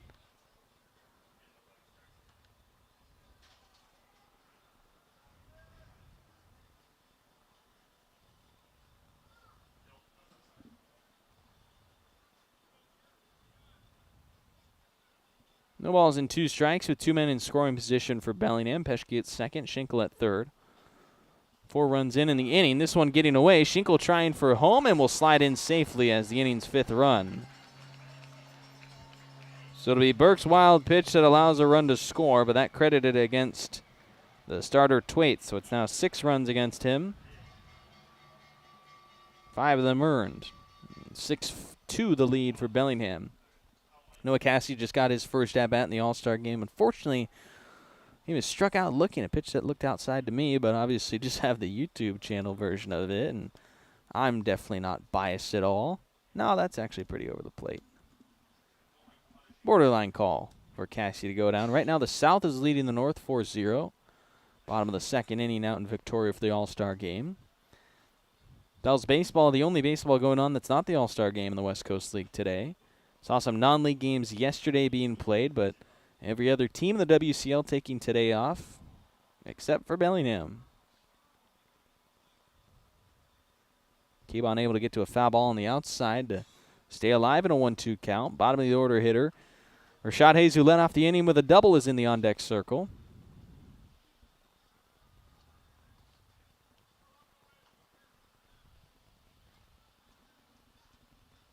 1-2 sidearm pitch. Got it popped up to shallow center field. Gullard was playing deep. Hat falls off, and he drops the baseball in center. Keybon now into second base. Taking a look at third as it's bumbled around in the outfield by the Fish Stick center fielder Gullard, who had to hustle, was playing well deep out in center field. Got to the baseball in time, but couldn't make the catch. That'll be a single for Keybon, followed by an error on the center fielder that allowed Keybon to go to second base. So it's the third error in the game by the Fish Sticks. And now Rashad Hayes is up, batting around.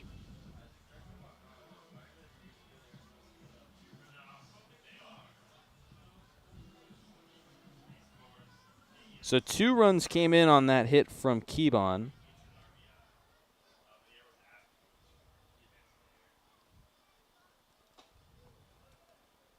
Or it'll be 1 RBI because Schinkel had scored on the hit by, or the wild pitch. But Peschke scoring on that one to make it 7-2. Maya's this game changed with a 6-run third inning. Nathan Burke now facing Rashad Hayes, who started off with a double and a run scored. It's a nifty pickoff move from Nathan Burke. Fooled Keybon, who scampered back to second base.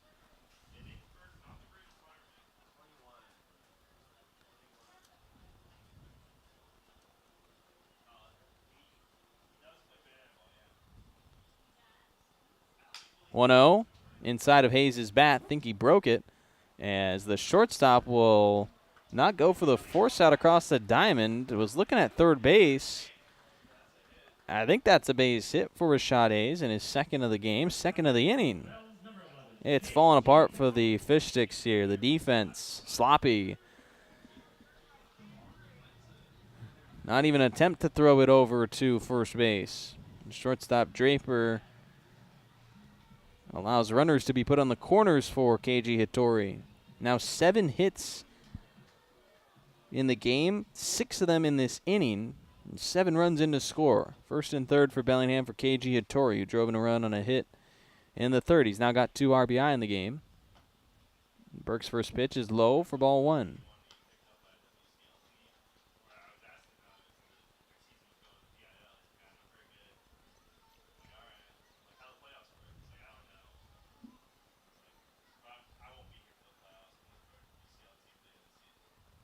Pickoff throw over to first. Rashad Hayes dives back head first safely. He has 1 steal in the game. A steal of third base in the first. One of the Bell's leaders in stolen bases. Him, Schinkel, and Moss, as far as in league games go, all have 6.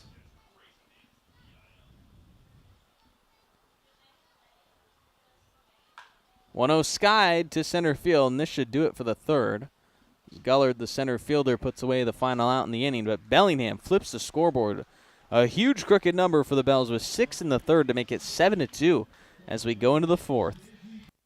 What's up, Bells fans? Dr. Amar here from Everstrong Therapy, the sports and performance physical therapists and rehab professionals right here in Bellingham. We are so proud to continue being the official training and rehab partner of the Bellingham Bells, making sure our boys are safe and moving their best throughout the season. So remember, when you're ready to rehab like a professional athlete, come see us at Everstrong, and we'll see you soon. Thanks so much, stay Everstrong, and go Bells.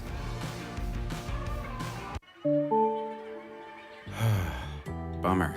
This never happens at a convenient time, does it? It's always while you're hustling to meet a deadline or trying to enjoy the game. If only there were a way to outsource this and get back to what you were doing. Well, as a matter of fact, there is. Team Technology is local and employee-owned, balancing ease of access with security and compliance for the cloud and on-premise systems of small and large businesses alike. Connect with Team Technology and see how technology is easier with a team. When pain or injury slows you down, Peace Health Orthopedics, Sports Medicine, Foot and Ankle, and Trauma Services are here to help. Our experienced orthopedic team cares for bones, joints, and muscles, offering personalized treatment and same-day appointments. From everyday aches to unexpected injuries and joint replacement, Peace Health helps you move better, feel stronger, and get back to your life. Learn more about Peace Health Orthopedics at peacehealth.org. That's peacehealth.org. Fourth inning of non-league baseball in the West Coast League. The Bellingham Bells hosting the Pacific International League's DubSea Fish Sticks, and for the first 2.5 innings of the game, looked like it was going to be a close contest between Bellingham and DubSea. 2-1 lead for the visitors into the bottom of the third, and bam! 6 runs by Bellingham in the bottom of the third to take a 7-2 lead as we head into the fourth.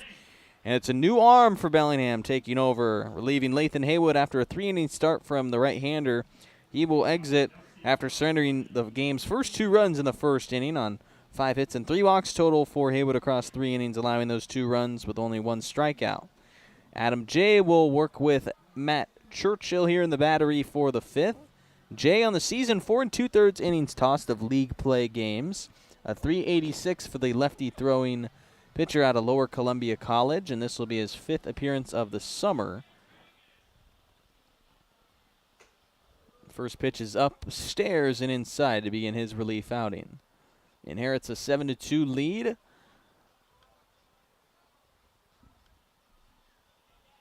And third baseman Kong doing the leading off after an RBI knock for him in the first. And Jay a low strike for a 1-ball, 1-strike count.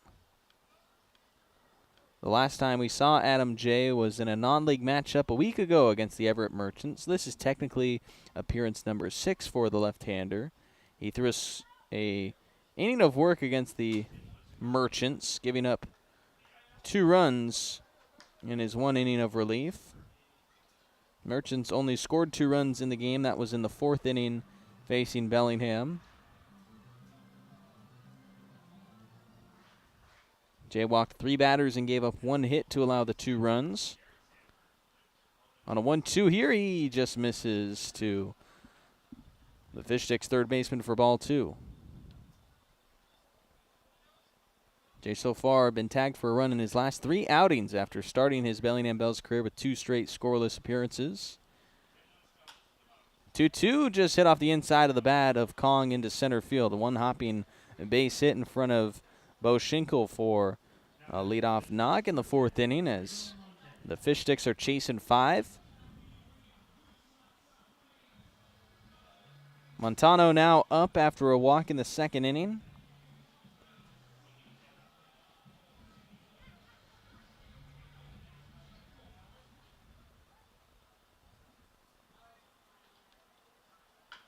First pitch swinging and a foul ball.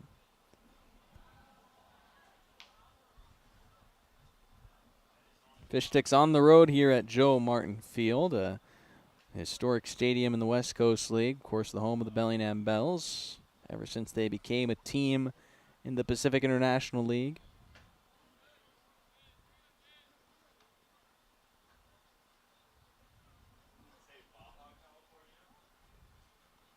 DubSea Fish Sticks usually at home at their home stadium, which is Mel Olson Stadium, named after Mel Olson, who helped rebuild the stadium following a 1940 fire that burned down the original wooden grandstands.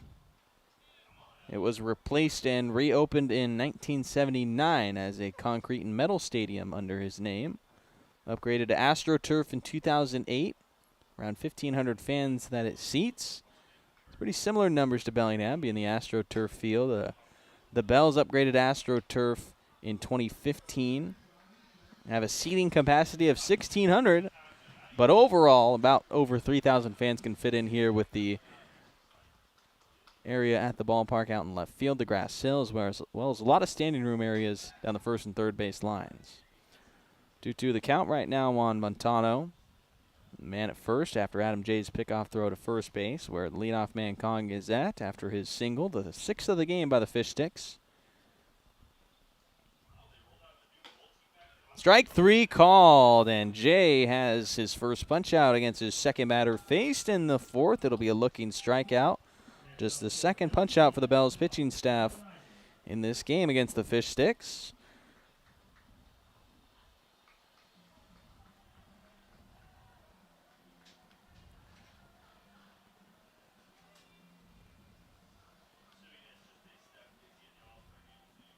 Tyler Eisenhunt now batting, the junior from Linfield. First pitch swinging in, drives it out to deep left field. Keebon looking at it as it bounces off the top of the wall. Relay throw coming into Tyler Peschke, the shortstop, as it'll be a one-out double for Eisenhunt, his second hit of the game. Now a single and a double to his name. That one struck 94 miles an hour off the bat, nearly left the park, 356 feet.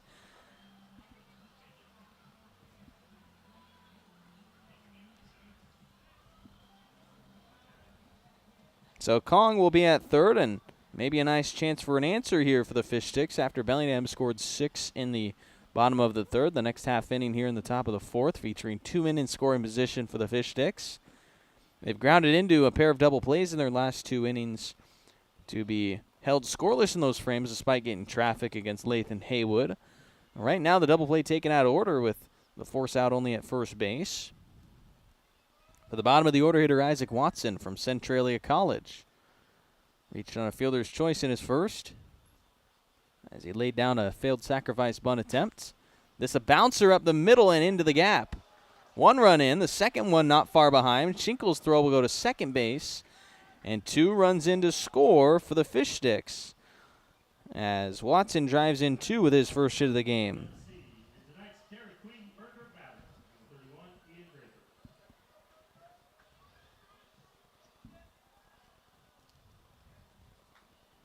Back to the top of the order, and Ian Draper. So the score now showing 7-4, Bellingham in front. 2 runs in for the Fish Sticks here in this inning. Trying to make this game competitive once again, and now just a 3-run difference between the West Coast League's Bellingham Bells and the Pacific International League's DubSea Fish Sticks. As Adam J gets strike 1 in on the leadoff man Draper. Didn't play much with the University of Washington this year. 19 games with the Huskies, batting .216 in that time. He did make 8 starts for UW. This is a grounder to Hayes. He'll look at second and throw to a Torrey 4-1, and then another double play across to first as it's 5-4-3 this time. The Fish Sticks hit into their 3rd double play of the game as we go to the bottom of the 4th. 7-4, the lead for your Bells.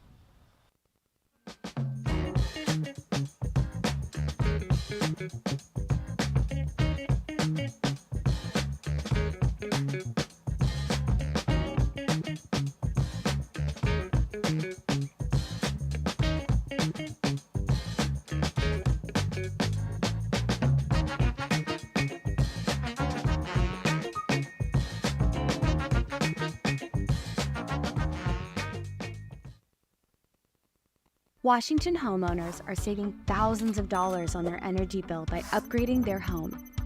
And the best part is, CNGC is giving back even more money when you switch to a more efficient alternative. So you can enjoy increased property value, a higher quality of life with better appliances, and greater comfort for your family. Scan this QR code or go to cngc.com and save money on your energy bill. Choose cooperative. Choose community. Bank with Local Industrial Credit Union. Proud Sunday savings sponsor of the Bellingham Bells. If you live, work, or attend school in Washington, you can join a credit union that puts people first. Local decisions, personalized service, and a real commitment to our community. Learn more at industrialcu.com. Federally insured by the NCUA.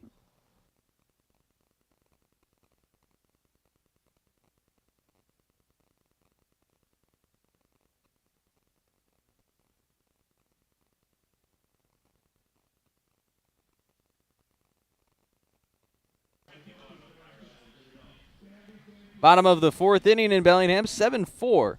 The lead for your Bells. 2 runs in for the Fish Sticks in the top half of the inning, and a new arm for the visitors following just a third of an inning of relief from Nathan Burke. Comes in as the fireman in the third, gives up 2 hits, finish off 6 runs in the third inning. None of them against Burke, though, as he allowed just the 2 hits. No runs against him, no walks, no strikeouts. And Duncan Boss will now pitch out of Seattle University. Left-hander here wearing the number 21 for the DubSea Fish Sticks.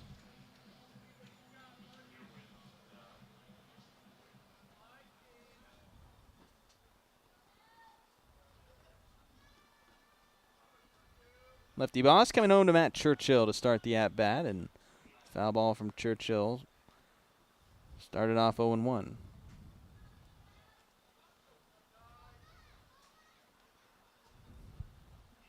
Boss out of Seattle University, his first season there after graduating from Bainbridge High School in 2025. Foul ball back for strike 2.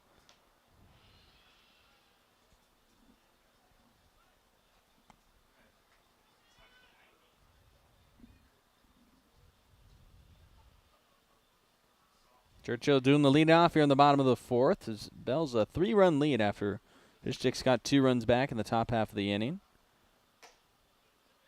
Churchill takes a high and inside fastball for ball 1. 90-mile-an-hour fastball from the lefty.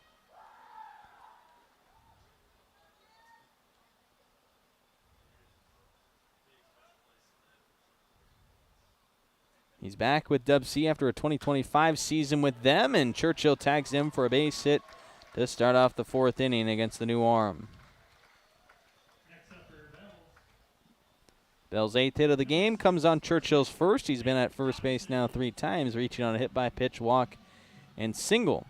Nate Johnson, a pair of flyouts to center field to start his night. Will get his 3rd at bat.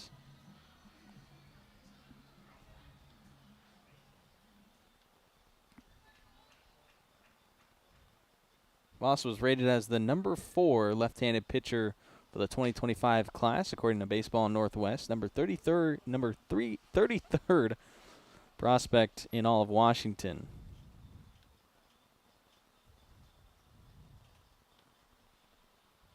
After ball 1 to Nate Johnson, behind in a lefty-on-lefty matchup for the pitcher. It's high and inside on Johnson for ball 2. At Bainbridge High School was a 3-time first-team Olympic League outfielder.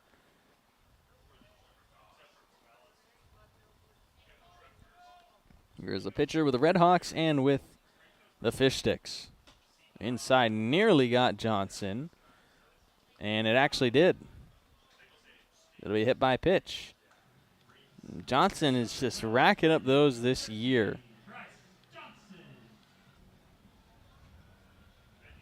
Nate Johnson now tied for the team high and hit by pitches with Matt Churchill on number 7. Actually, Churchill will have one today, so Churchill's still in front of him with 8. Those big batters. A lot of zone to hit for the pitchers when you're facing the 6-foot-plus frames.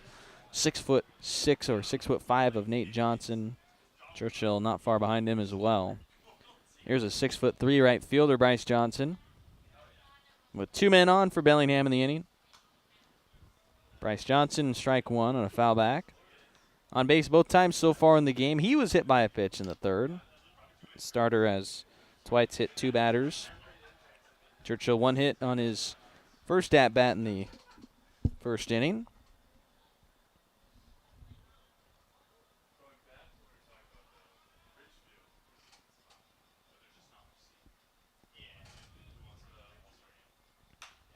Oh, and 1 fouled away from Bryce Johnson to fall into an 0-2 count against the new arm, who has allowed his first 2 base runners to reach.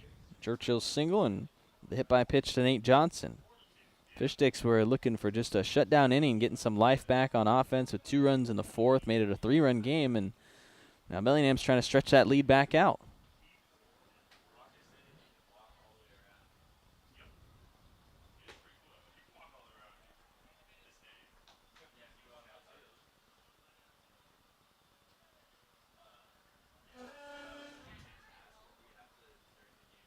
After that miss to Bryce Johnson, the count 1-2 on Bellingham's right fielder, Bellingham's local right fielder out of Meridian High School. Sprays it out to right field. Blooping shot, just fouled. Maybe a foot foul down the right field line. Stays 1-2 on Bryce Johnson.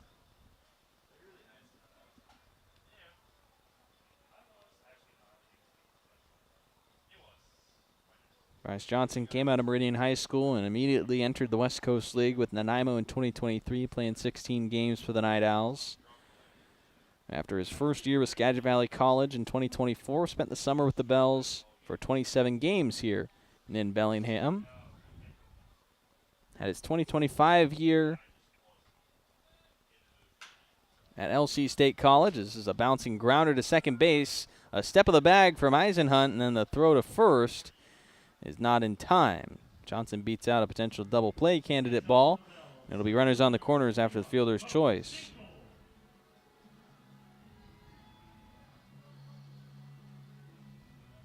So Nate Johnson will be taken off the base paths. Churchill will be at third.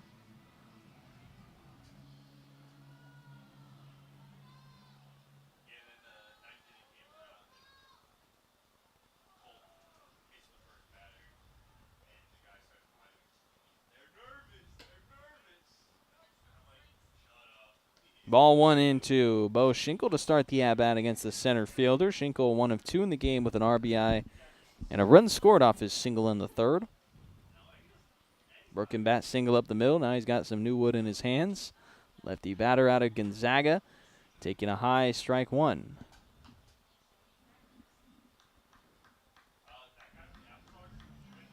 Before Schinkel was with Gonzaga, he was at Johnson County Community College, where he was the Kansas Jayhawk Community College Conference Player of the Year as a sophomore after hitting .385 with 82 runs scored in that sophomore season. Schinkel stole 34 bags in 61 games, also earned a gold glove with a perfect fielding percentage in the outfield. That was his first year with Johnson County after starting his career at Kent State University back in 2024.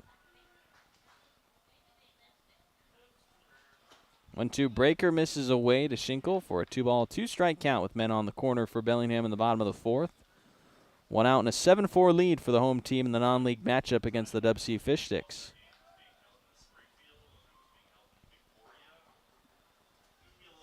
Two. Lefty pitcher comes home, and it's high and inside for ball 3. It's that fastball missing up and in.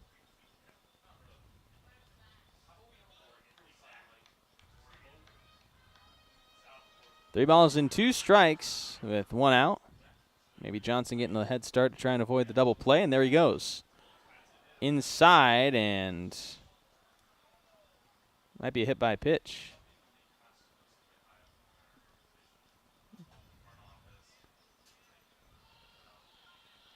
Yes, umpire had a hit by pitch. I think maybe the pitcher boss was trying to lobby for a foul ball off the knob, but it is a hit by pitch. Second hit by pitch in the inning of relief for Duncan Boss, and the interim head coach for the DubSea Fish Sticks is out to chat with the umpire, Mark Lynn. Out in Victoria with the All-Star game, South leading the North Division 4-2 right now in the bottom of the third inning. We had Noah Cassie go down on a strikeout in his first at-bat. He's yet to come up for his second at-bat. Right now, though, the South is up at the plate. Bottom of the third. The strikeout to finish, actually, the bottom of the third inning. So Cassie will bat in the fourth inning, following the South batting in the top half of the frame.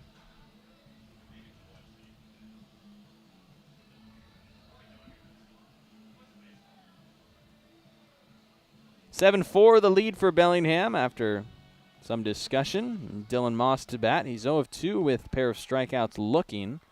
Went down on the same pitch in both of his at-bats when he struck out against the starter twice. Moss was the only strikeouts for the starting pitcher. With 1 out, Bellingham has the bases loaded. Churchill at third, Bryce Johnson at second, and Bo Schinkel at first.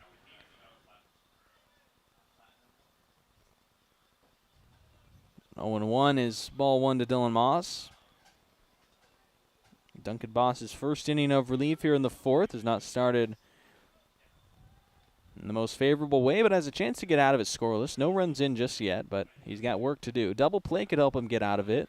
His offense has hit into 3 double plays in the game. The last 3 innings finishing off with an inning-ending double play by Bellingham's defense as Moss is through strike 2 on the fastball inside.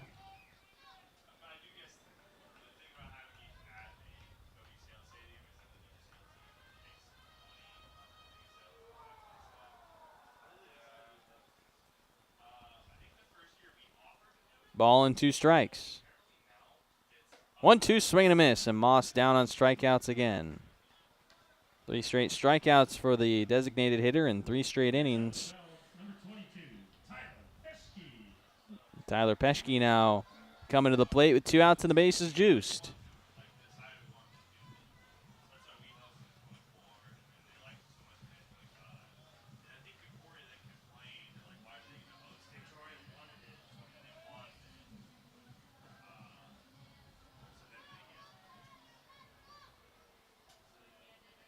Peschke 1 for 2 with a 2 RBI knock for him in the third. This one wild, but a hard bounce off the backstop keeps Matt Churchill and the rest of the base runners where they are. Churchill the lead runner at third base.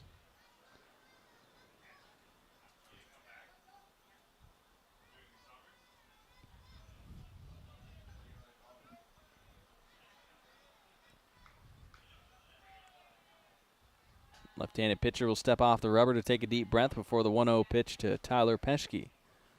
Bellingham with the bases loaded. Traffic here in the fourth inning again after a 6-run third. Inside, nearly at the feet. Now Churchill taking off for home, and he's going to score on the wild pitch.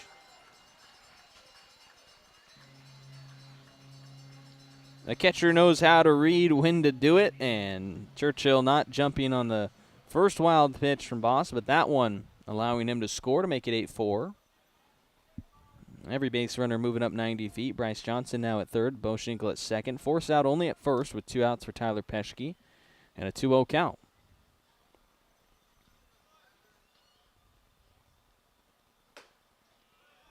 Peschke taking a called strike, his first of the at-bat.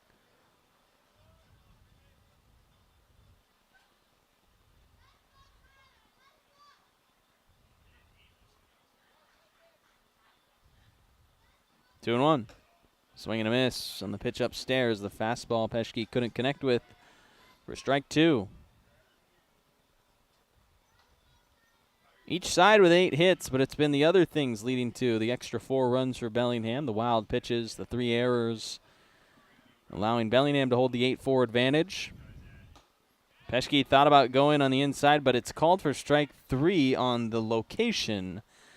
And down go the Bells after 2 strikeouts to finish it off for Duncan Boss. It's a 8-4 lead for Bellingham entering the 5th.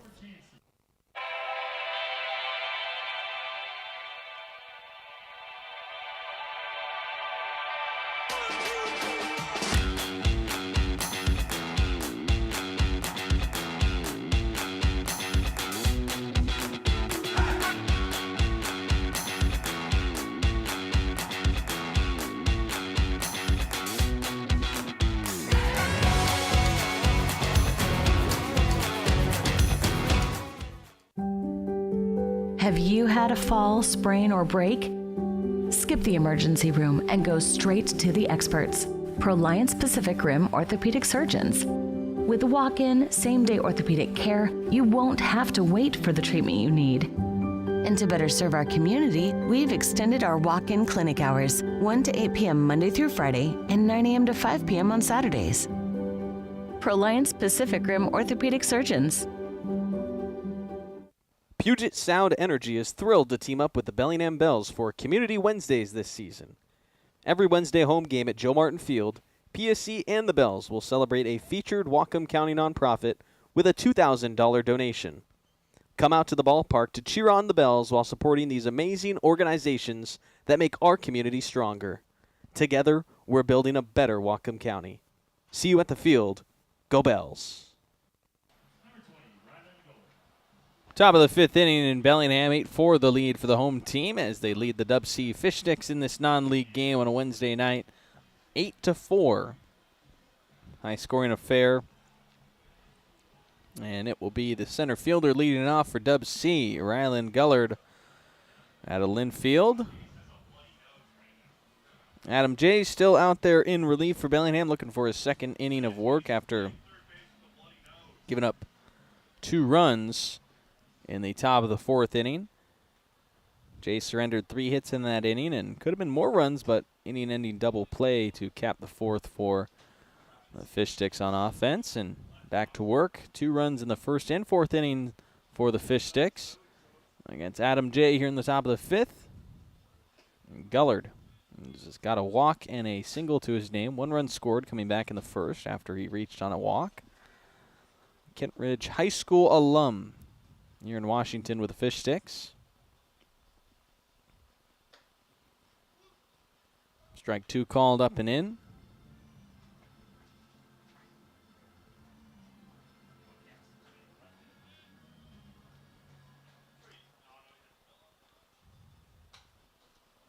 Foul ball to keep the leadoff man in the inning alive for the Fish Sticks.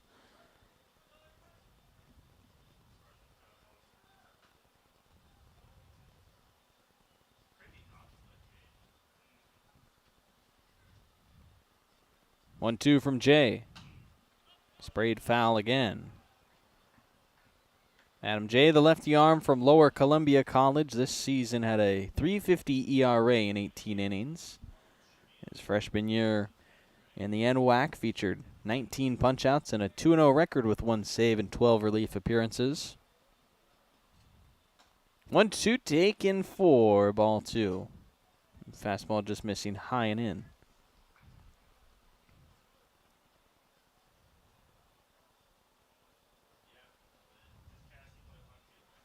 2-2. Low and inside, this one called for strike 3, and that will be Jay's second strikeout, and it starts off the 5th with a looking K. Will Cooley, the next man up for DubSea.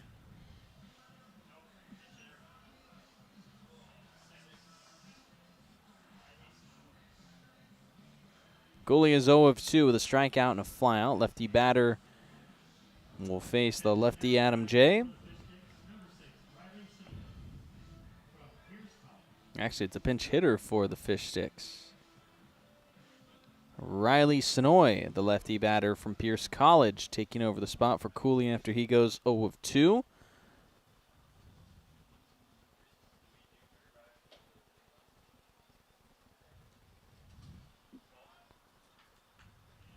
Adam J. missing with ball 1 in on the new batter.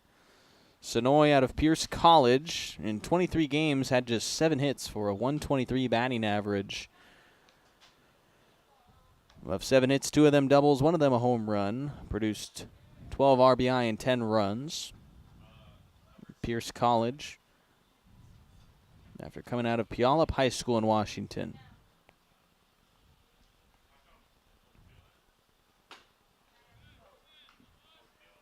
Inside ball 2 to Sonoy off the bench for Cooley, lifting him. We'll see if Sonoy also takes right field. He is listed as an outfielder for the Fish Sticks.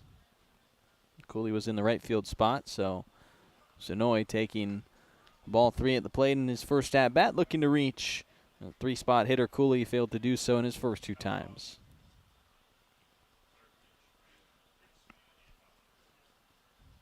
Three and 1 home. Strike 2 and a full count on the new batter.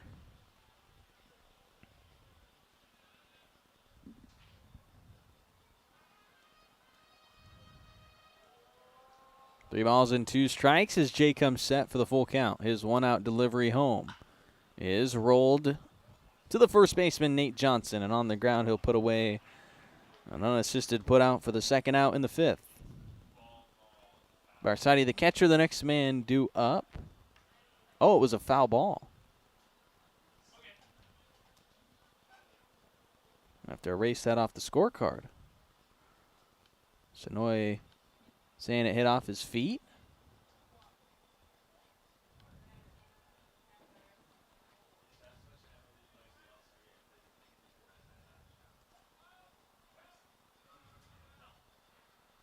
So still a 3-2 count after the foul ball. This one fouled as well.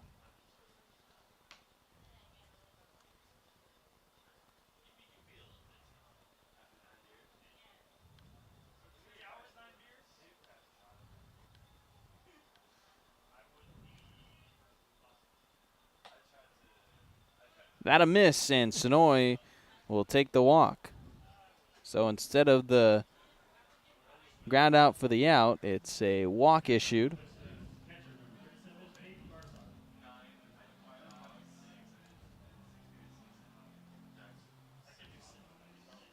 Now a base runner placed at first base on the walk for the Fish Sticks. They trail by 4, 8-4 in the 5th inning. Barsati, the catcher, batting. He's got himself a pair of hits with an RBI double and a single.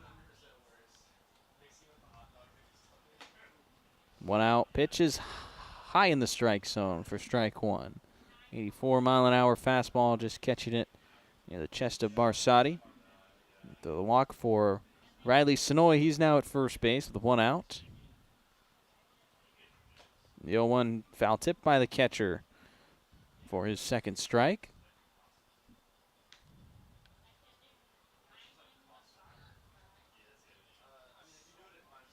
Barsati didn't play with St. Mary's College of California this year. His first year there out of Clovis High School down in California, where he was a TRAC Silver Slugger and second-team selection in his prep career.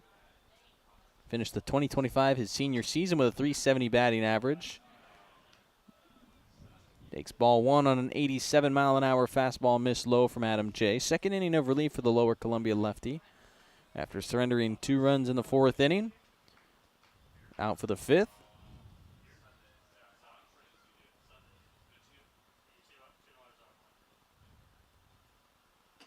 Swing and a miss, and there's the 3rd strikeout for Adam J. Second in the inning, and now 2 down in the 5th as he punches out Barsati, the first time he sat down in the game, the 3rd time through the order. Bartholomew, the first baseman, is yet to reach first base, 0 of 2. After hitting .303 with Southeastern University this year in 45 games, Bartholomew here with the Fish Sticks over the summer is from Skyline High School in Washington. First pitch to him is a miss low. In the 45 games he played with Southeastern University, he recorded 40 hits with 36 RBI and runs. Of his extra base hits, had just 6 with 2 doubles, 1 triple, and 3 home runs. This is a foul ball back and out of play for strike 1. Southeastern had a great season this year, 45-18 with a 19-9 Sun Conference record. They won the Sun Conference tournament in the postseason, then made it all the way to the Avista NAIA World Series where they went 2-2. Their second loss knocking them out. This one lined right back up the middle, nearly got Jay, but it lines out into center field. 98 miles an hour off the bat of the first baseman Bartholomew. And it's a 2-out hit to put 2 men on for the DubSea Fish Sticks in the 5th. Bringing up Noah Kong. Has himself a pair of singles in the game, as the Fish Sticks have 9 hits to Bellingham's 8. A lot of offense here in this non-league matchup so far, not even halfway through. With already almost 2 hours of game time being played here in Bellingham.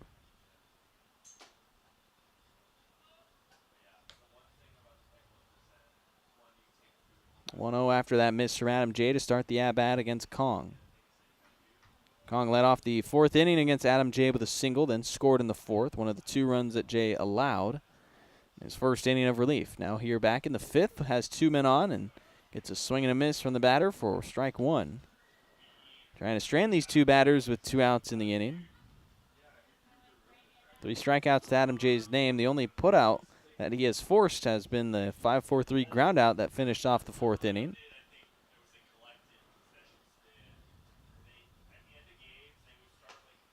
One back pick throw coming from Churchill. It's high and runner is safe.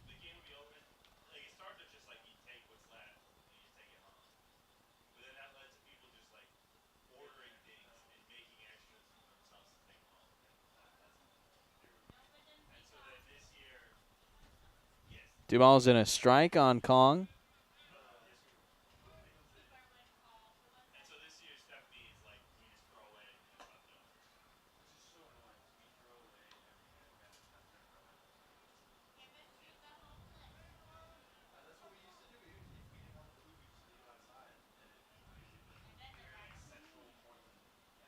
Three balls, 1 strike to count here against the batter. 2 men already on for the Fish Sticks. Jay needing to find the strike zone, and he can't.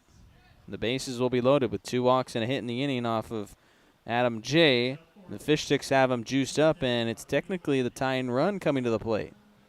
Out in Victoria, Noah Cassie getting his second at-bat of the All-Star game right now in a 2-0 count with 2 outs. South leading the North All-Stars 4-2 as Cody Anderson will come out to the hill to talk with Adam J. Cassie in a 3-0 count now. Oh, I think he got hit. Oh, that's boring. A hit by pitch? Oh no, they just had the count wrong out in Victoria. It was a walk. Okay, that's a little bit better. He worked himself a 4-pitch walk. It wasn't a competitive one, but still got it.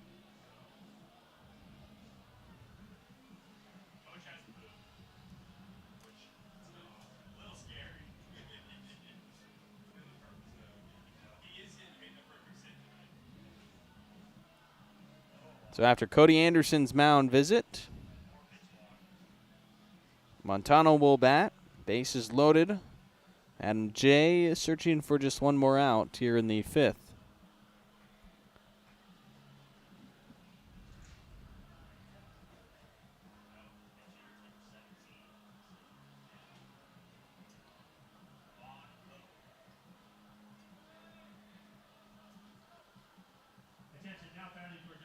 Pinch hitter for the DubSea Fish Sticks. It's not going to be Montano. Vaughn Lowe off the bench.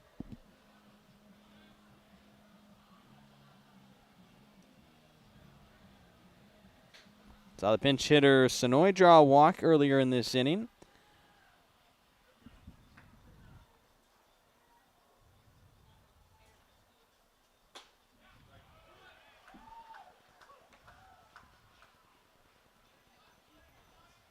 Strike 1 in on Lowe to start his at-bat. Adam J an out away from a scoreless 5th, or base hit away from this game changing a lot for the Fish Sticks. Down by 4, but the base is juiced. Lowe takes strike 2, and that's a good start for Jay after the mound visit. The low 86-mile-an-hour fastball. 8-4 your score line, but the tying run at the plate with the bases loaded for DubSea.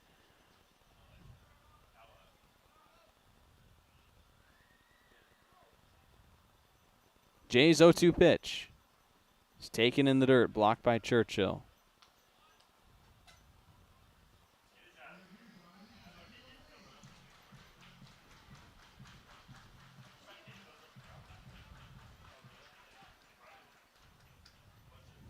Jay trying to skate by, work around 2 walks and a single in this frame that loaded the bases for DubSea.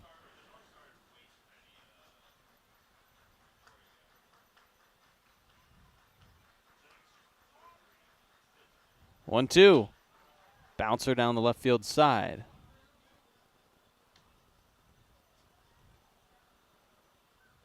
So a foul ball on that one from Lowe to keeping a 1-ball, 2-strike count.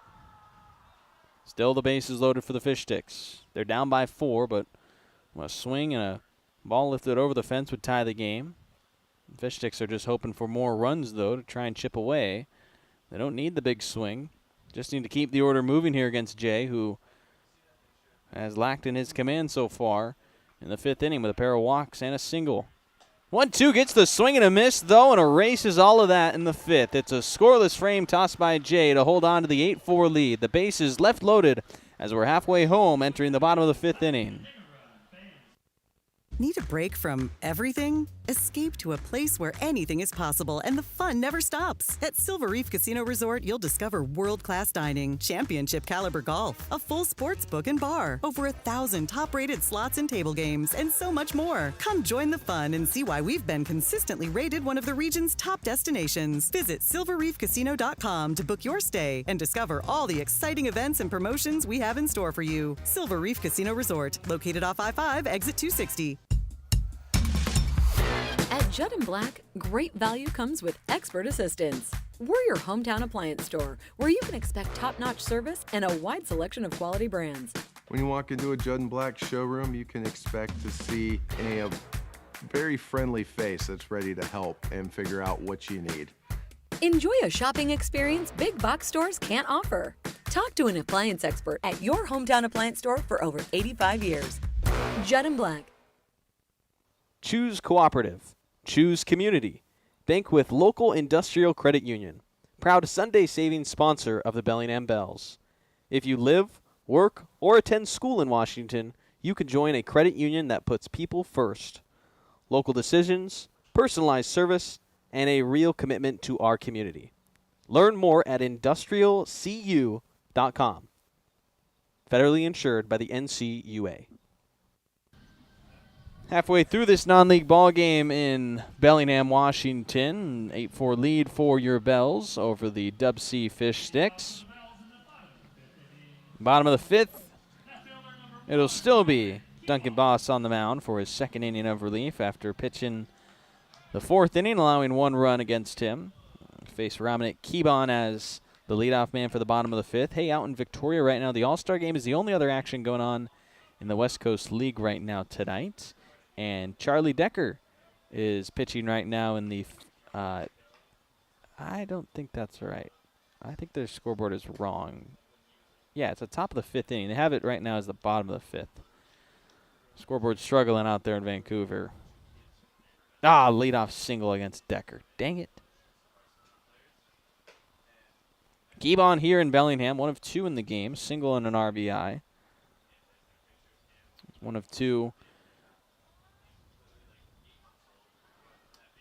Starting the inning off with a 2-0 count against Boss. 3 straight misses.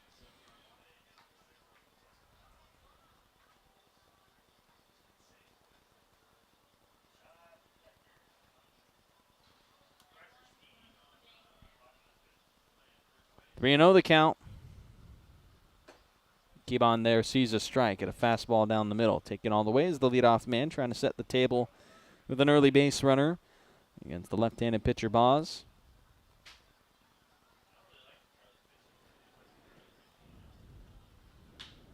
Three and 1, a high bouncer, first base side for Bartholome. His underhand toss is a close play, but in time. Back to the top of the order for the Bells. Number 20, Rashad Hayes.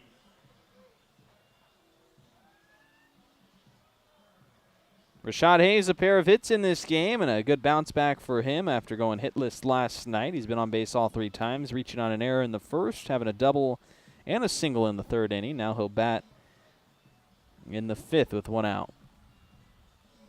He does have a new bat. I thought on his last swing he broke it, and yeah, he doesn't have that signature yellow bat he's been swinging all season long. He's got the wood bat now in his hands that's painted black. And the first swing with it, he goes out to high right center field. It will be playable for Sonoy out there. Took over for Cooley. Sonoy puts it away for the second out.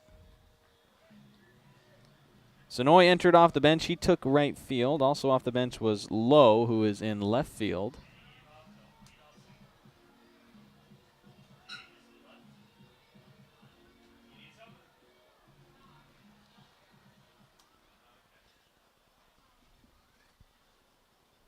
Vittori now up for Bellingham, swinging at the first pitch and lining it to center field. In for a base hit. Gullard decided to stay back on that one, not try for it, and lets it drop in for a hit. Line drive single from KG Hattori, his second in the game. 2 of 3 now with 2 RBI.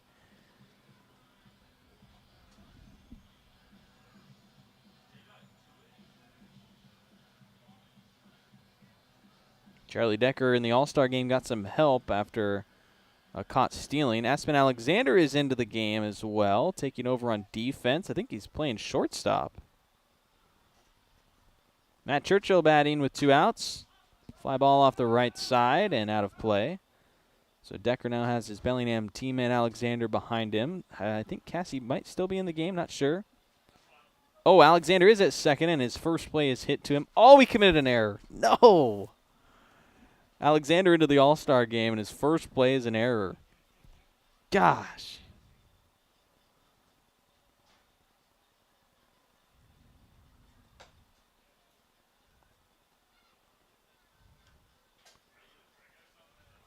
I blame the fact that he came on in.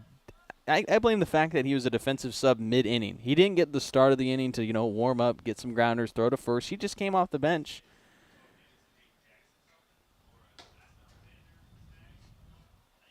Not helping out his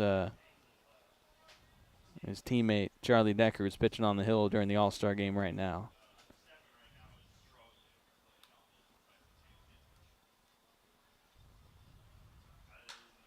Churchill on the ground off of the third baseman's glove. And Kong couldn't nab it. And that'll be a base hit for Churchill. Hit well. Now batting for the Bells, number 6, Nate Johnson. My brother just texted me, DubSea Fish Stick is not a real team. That's definitely fake. So 2 outs for Nate Johnson. Singles from Hattori and Churchill. Now Churchill with a pair of hits. Nate Johnson looking for his 5th. 8-4 lead for the Bellingham Bells with 2 men on. Swings at the first pitch and out in front of strike 1.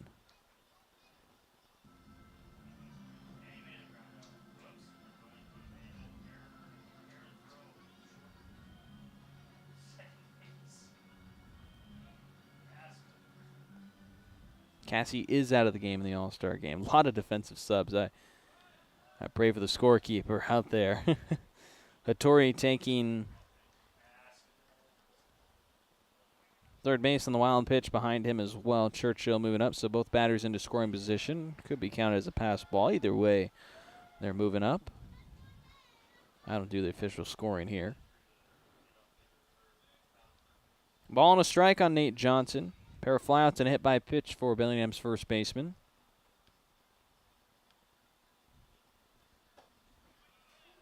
Strike 2 on Johnson, the fastball away.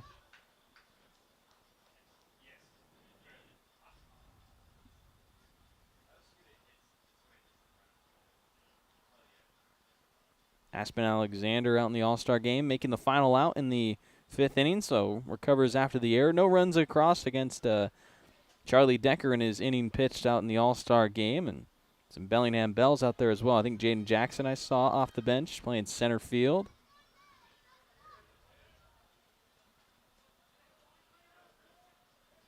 2-2 the count on Nate Johnson here at Bellingham with 2 outs in the bottom of the 5th.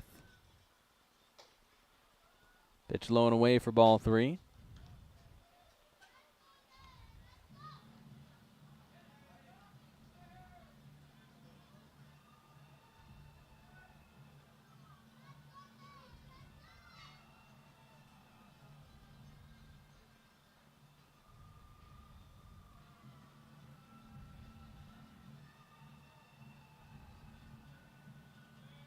Full count with runners in scoring position, 2 of them for Johnson. The payoff pitch home to him. Taken low and away for ball 4 and a walk. The bases loaded up. Now batting for the Bells, number 13, Bryce Johnson. Bryce Johnson will bat next. Single and a hit by pitch for him in the game.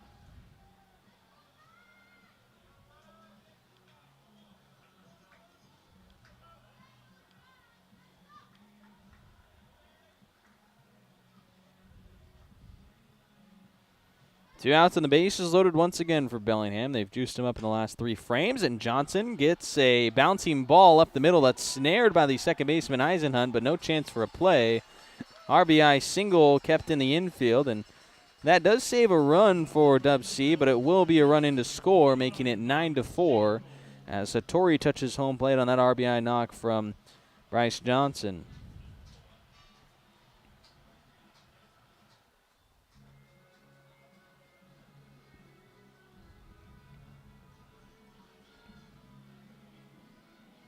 Schinkel had an RBI single in the 3rd. That's his lone hit. He was hit by a pitch against Duncan Boz in the 4th inning. Took strike 1 on that pitch.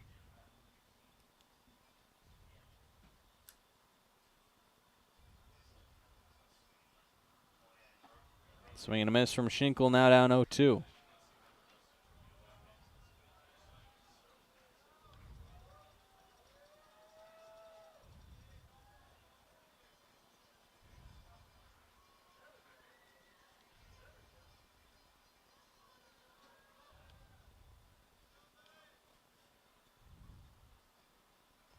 The 0-2 with 2 outs, misses wide. Boss a strike away from escaping the inning.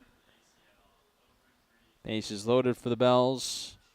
Bottom of the 5th, one more run in to score. Bells have scored in their last 3 innings to lead 9-4 over the Fish Sticks.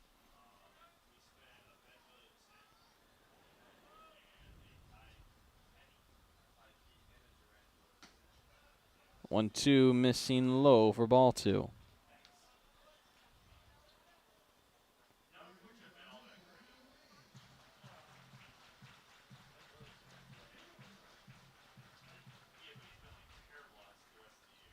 Two the count on Schinkel, the lefty batting center fielder. The lefty pitcher Duncan Boz trying to put away the inning with just 1 run of damage. Schinkel taking ball 3 in the dirt. Bells have made this pitcher work. 55 pitches now for him as out the All-Star game in Victoria. Jaden Jackson getting an at-bat.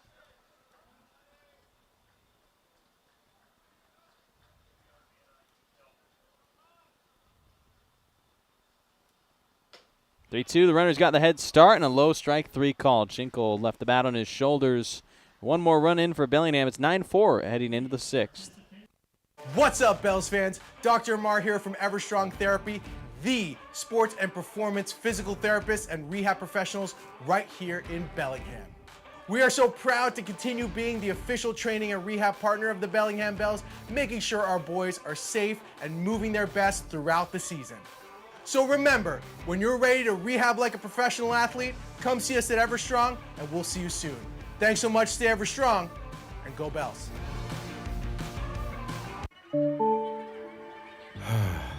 Bummer. This never happens at a convenient time, does it? It's always while you're hustling to meet a deadline or trying to enjoy the game. If only there were a way to outsource this and get back to what you were doing. Well, as a matter of fact, there is. Team Technology is local and employee-owned, balancing ease of access with security and compliance for the cloud and on-premise systems of small and large businesses alike. Connect with Team Technology and see how technology is easier with a team. When pain or injury slows you down, Peace Health Orthopedics, Sports Medicine, Foot and Ankle, and Trauma Services are here to help. Our experienced orthopedic team cares for bones, joints, and muscles, offering personalized treatment and same-day appointments. From everyday aches to unexpected injuries and joint replacement, Peace Health helps you move better, feel stronger, and get back to your life. Learn more about Peace Health Orthopedics at peacehealth.org. That's peacehealth.org. Sixth inning in Bellingham, a 9-4 lead for your Bells over the DubSea Fish Sticks here in a non-league contest. The only West Coast League action you can catch here on this Wednesday night. That's not the All-Star game. And out in the All-Star game, it's a 4-2 lead for the South Division. In the bottom of the 5th inning, Jaden Jackson just struck out in his first at-bat off the bench. Bellingham All-Star. We're yet to see Jake Lyle. We saw Aspen Alexander commit an error, but also got a put out to finish the 5th inning of defense. Charlie Decker through the 5th inning scoreless. That should be his only inning. Here in Bellingham at the ballpark, we've got a new pitcher coming in for the Bells. It's going to be Will Crane tossing. Face Eisenhunt. Eisenhunt with a pair of hits so far in the game. Relieving Adam J is Will Crane. J going 2 frames in the 4th and 5th innings. Striking out 4 batters, but allowing 2 walks in the 5th inning and a total of 4 hits, but only just 2 runs of damage against him. J in line for a win should the Bells remain in front. Crane with a 2-0, missing again wide, so now 3-0.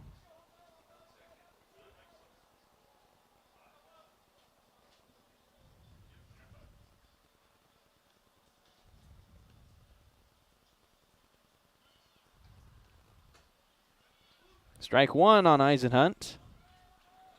Will Crane, a freshman from UCLA, did not appear this year. His first season with the Bruins from Eastside Catholic High School here in Washington.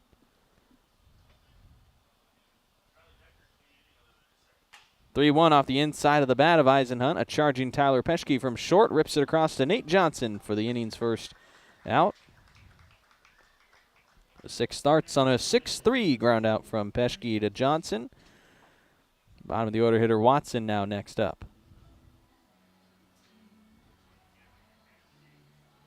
Watson, the DH, is 1 of 2 with an RBI single in the fourth. Crane is back in the West Coast League after 11 1/3 innings with the Bend Elks last summer. During that time, gave up 10 runs.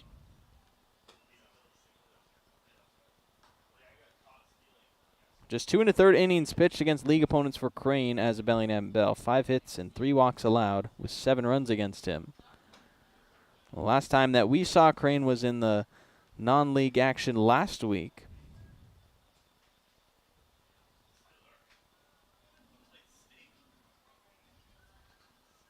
Facing the bottom of the order in Watson, fouling away.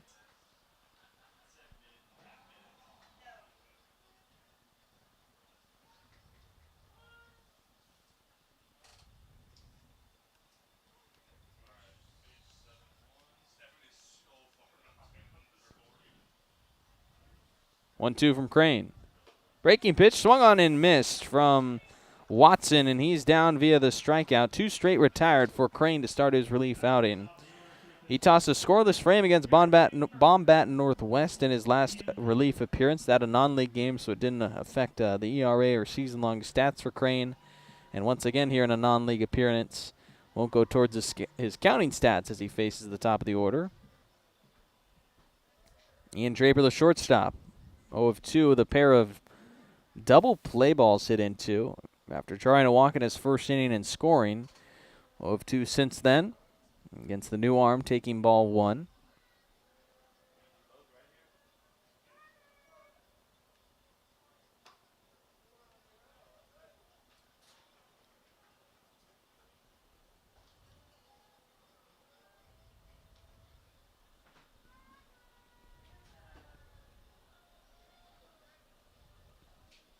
(2-0) count. Breaking pitch crushed out to left field. That is going to bounce into the corner. Keybon fielding it, screaming into second base is Draper, and he will have his first hit as a double in the 6th inning. 94 miles an hour off the bat of the shortstop Draper to extend the 6th inning with 2 outs and put a man in scoring position for DubSea. Fish Sticks trailing by 5 in the 6th inning.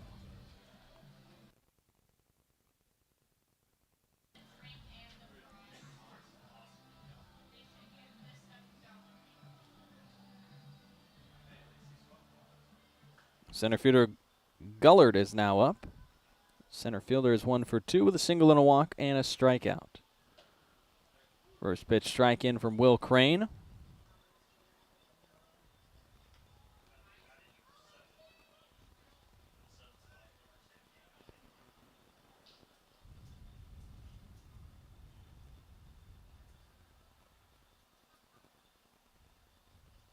Right-hander's 0-1, flown to center field for Bo Schinkel to his left.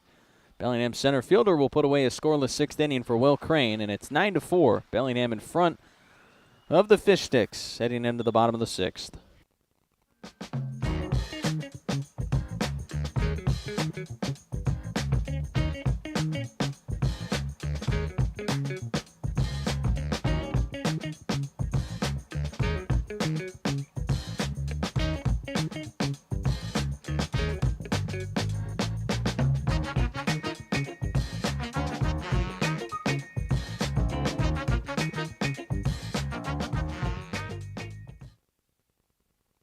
Washington homeowners are saving thousands of dollars on their energy bill by upgrading their home. And the best part is, CNGC is giving back even more money when you switch to a more efficient alternative. So you can enjoy increased property value, a higher quality of life with better appliances, and greater comfort for your family. Scan this QR code or go to cngc.com and save money on your energy bill. Puget Sound Energy is thrilled to team up with the Bellingham Bells for Community Wednesdays this season. Every Wednesday home game at Joe Martin Field, PSC and the Bells will celebrate a featured Whatcom County nonprofit with a $2,000 donation. Come out to the ballpark to cheer on the Bells while supporting these amazing organizations that make our community stronger. Together, we're building a better Whatcom County. See you at the field. Go Bells.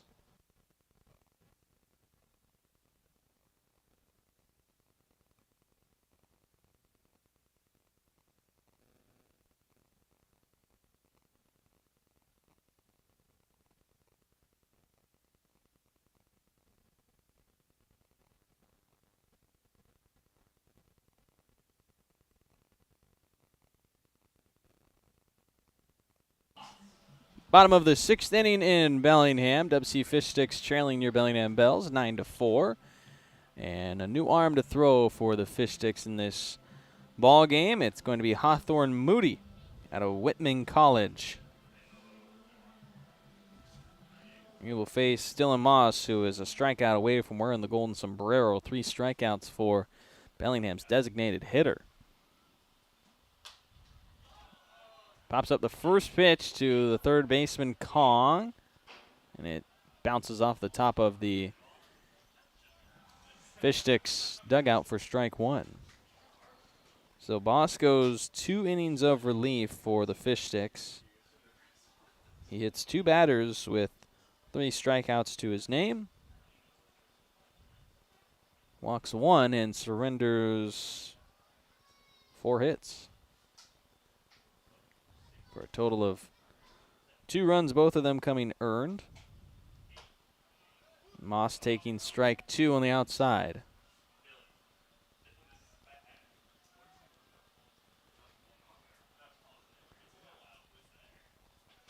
On 1 for the new arm, Moody.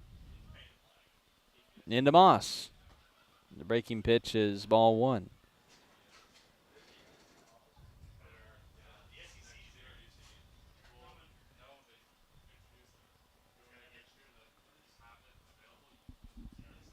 One, 2. That taken for ball 2. The fastball just missing to Moss. Moody is the 4th arm to throw for the Fish Sticks in the game. Looking to put away his first batter in the bottom of the 6th. And he just misses on another pitch for ball 3.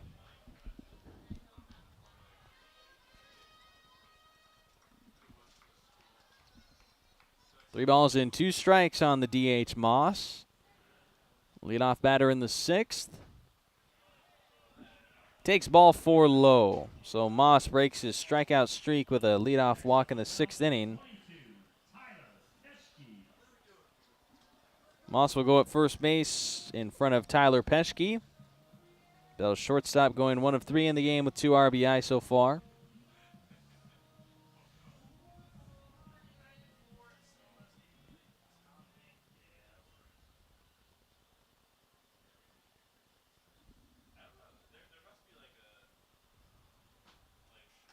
First pitch is low to Tyler Peschke for ball 1.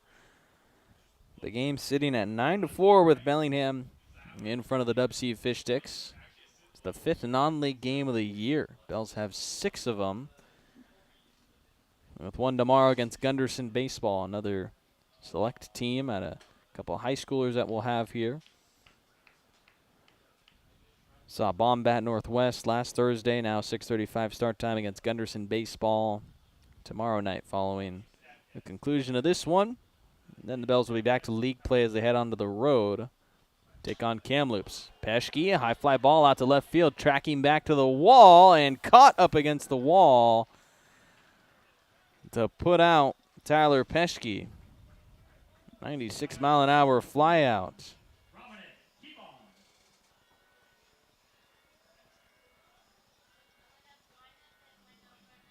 Romanik Kebon is the next man up with 1 out.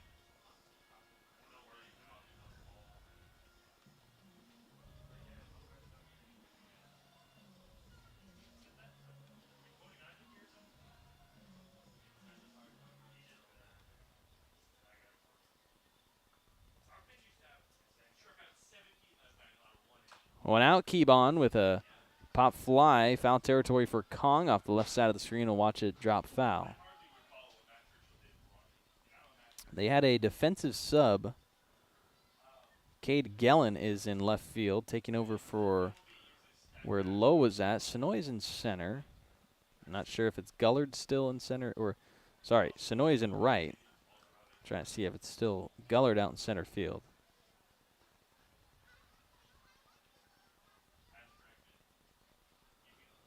0-1 the count on Dominic Keybon as he hits another foul ball for strike 2.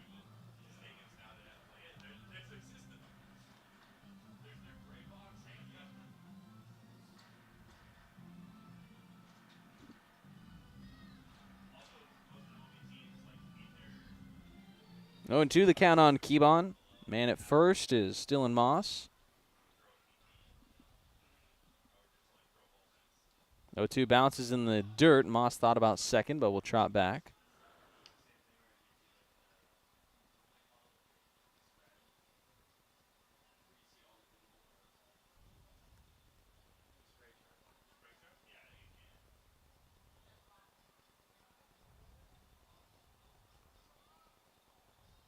One, 2 on the ground from Keybon, right side and in for a base hit. Moss will hold up at second base as Keybon picks up his second single of the game. And there's now 2 men on in the 6th with 1 out. Now batting for the Bells, number 20, Rashad Hayes.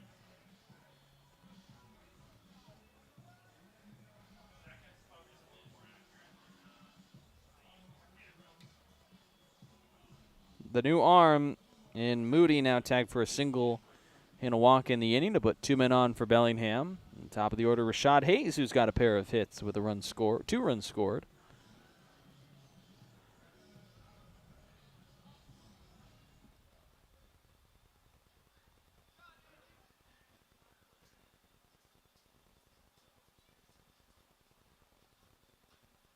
Moody set with 1 out and men at first and second for the Bellingham Bells, up 9-4 in the bottom of the 6th. Hayes' foul ball is strike 1.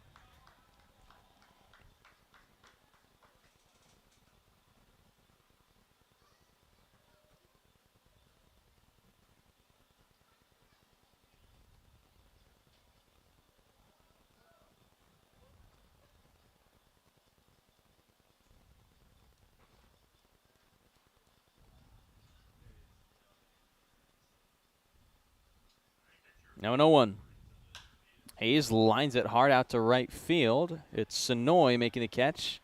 Moss tagging from second to third as the throw goes into second base, and Moss will be in safely. Put runners on the corners. Productive out by Hayes to put runners on the corners, but the second out in the inning, so a base hit will have to score the inning's first run if Bellingham wants to drive one in and add to their 5-run lead. And KG Hattori, a productive night so far, has gone 2 for 4 with 2 RBI and 2 runs scored.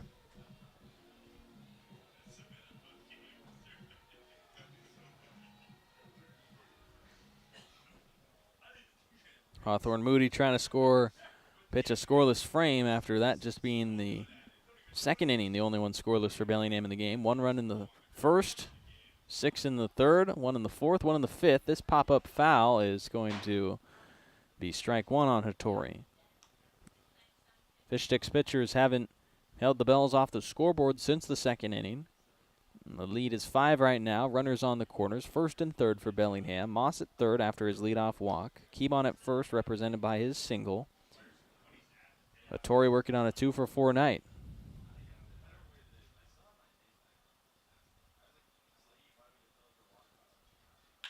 0-1, a grounder to the shortstop, Draper. He'll go for the easy out at second, and the covering Eisenhunt there to tag the bag to finish off a scoreless 6. 9-4, your scoreline. Bellingham in front of DubSea.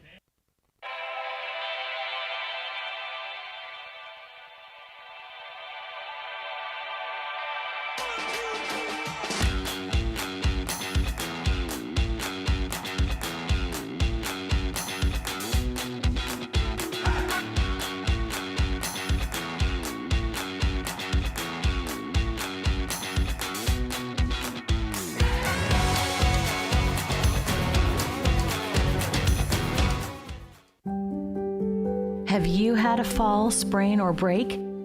Skip the emergency room and go straight to the experts. Proliance Pacific Rim orthopedic surgeons. With walk-in, same-day orthopedic care, you won't have to wait for the treatment you need. And to better serve our community, we've extended our walk-in clinic hours, 1 to 8 p.m. Monday through Friday and 9 a.m. to 5 p.m. on Saturdays. Proliance Pacific Rim orthopedic surgeons. Choose cooperative. Choose community. Bank with local industrial credit union. Proud Sunday savings sponsor of the Bellingham Bells. If you live, work, or attend school in Washington, you can join a credit union that puts people first. Local decisions, personalized service, and a real commitment to our community. Learn more at industrialcu.com. Federally insured by the NCUA.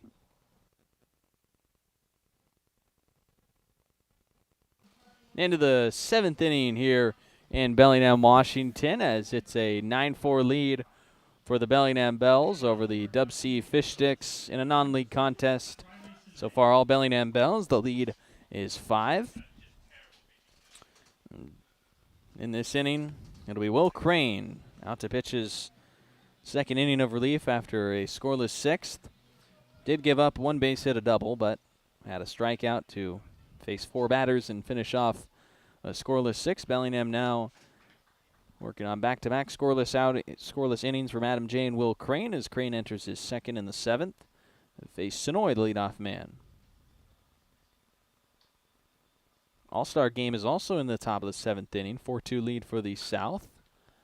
Fly ball here from Sonoy heads to center field, left center for Bo Schinkel all the way over to his right for the first out in the inning. All-Star game started 30 minutes after us, and they're in the same inning. That's what happens when you have all-star level pitching.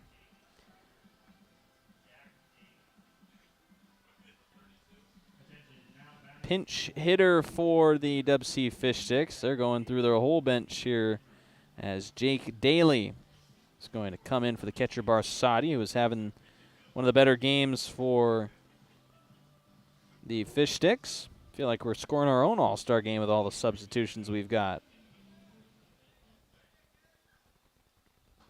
So Daly takes over in the 7th inning. Swings through his first strike of the at-bat against Will Crane. Daly out of St. Peter's University, but a native to Seattle. Headed into his junior season with St. Peter's. The 0-1 pitch missing from Crane for ball 1. That one low.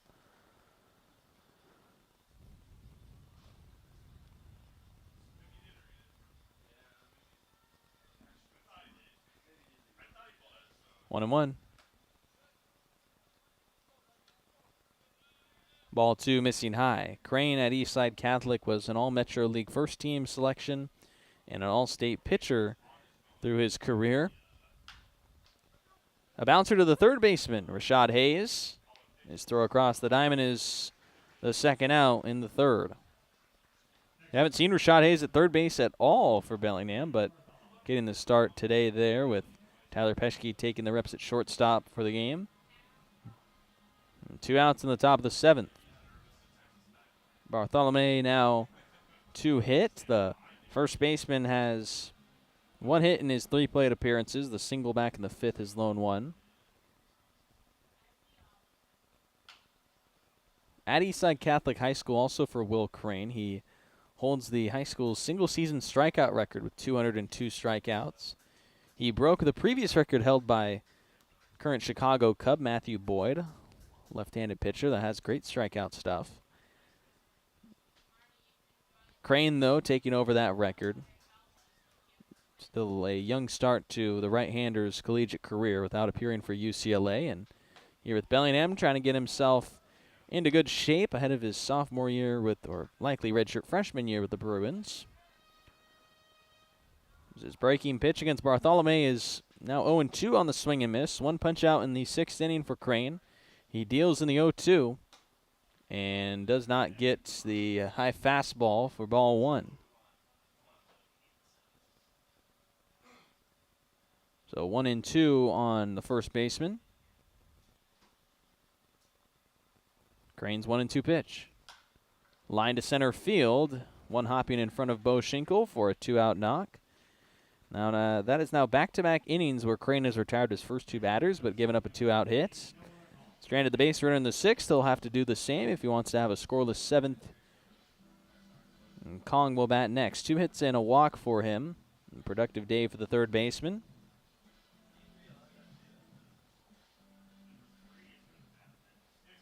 Five runs of difference right now between the Bells and Fish Sticks.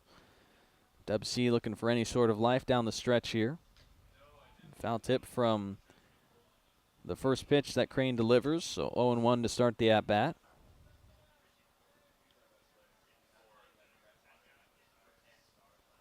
The West Coast League's Bellingham Bells hosting the DubSea Fish Sticks here for this Wednesday night matchup.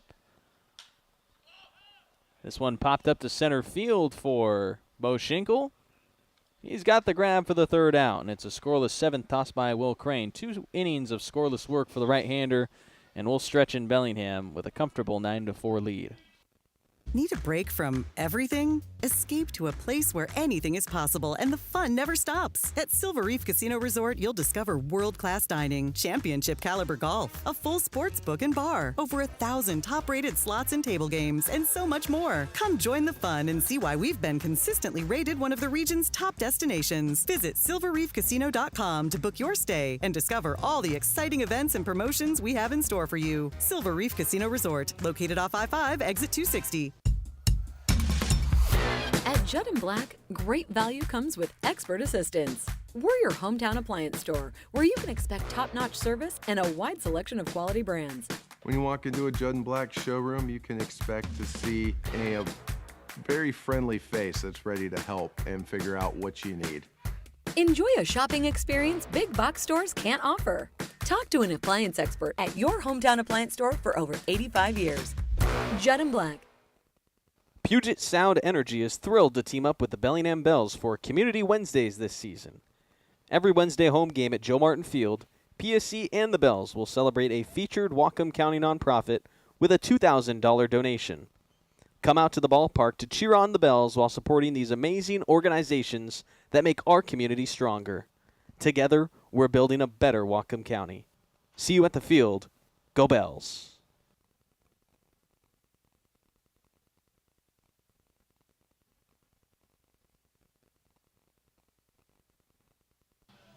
Into the bottom of the 7th in Bellingham, a 9-4 lead for your Bells over the DubSea Fish Sticks.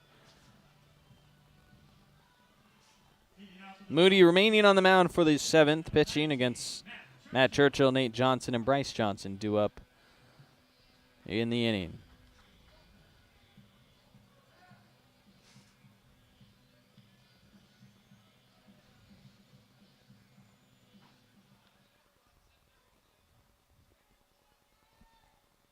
Churchill crushing the first pitch high out to left field, headed towards the foul pole, and gone! They give him the homer. It's a fair ball, and Matt Churchill leads off the 7th with a solo shot.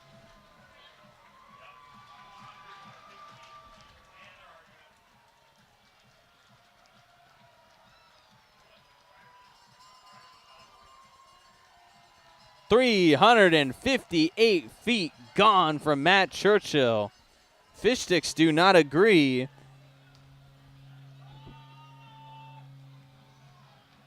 And the umpires say they'll meet, but it looked like me that it looked like it was a fair ball from my point of view.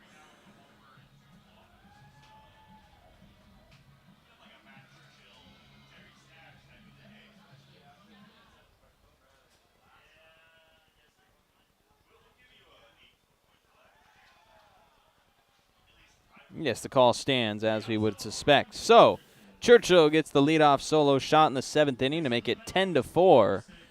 On a near 360-foot shot out to left field, Churchill kept it fair, exited at 96 miles an hour with a 28-degree launch angle.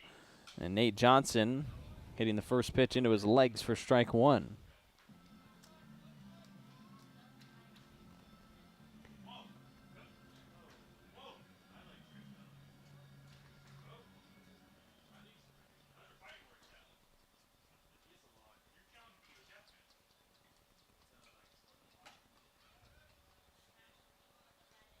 Ball one on that miss high and away. So Moody surrenders the solo homer for his second hit allowed in relief.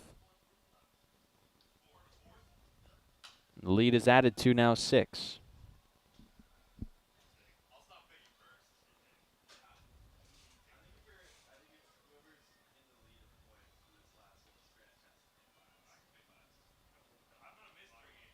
One and two. Breaking pitch. This one hit hard by Nate Johnson. Straight on a line to Sonoy. That one 101 miles an hour straight into a glove. On the hard liner out to right field for the first out.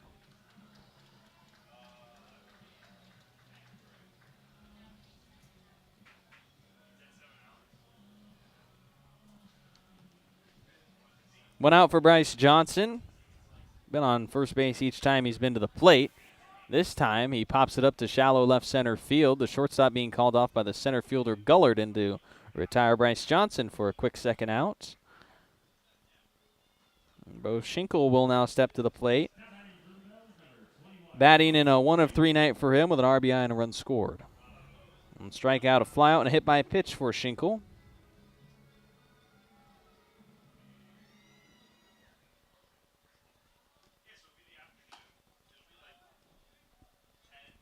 Strike one on an outside pitch to the lefty batter. The lead now 10-4 off the solo home run to begin the 7th for Matt Churchill. Hey, yesterday had an inside the park homer.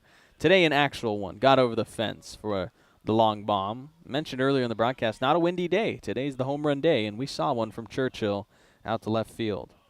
He had a home run earlier this year where I think I messed up the call, and it was I said the wrong field. I got my left and rights mixed up with Churchill's homer here.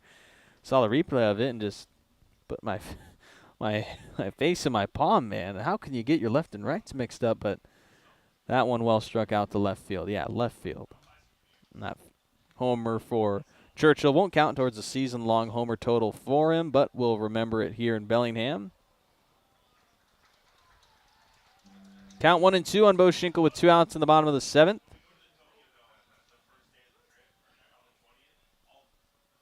The 1-2. Schinkel gets a piece of it.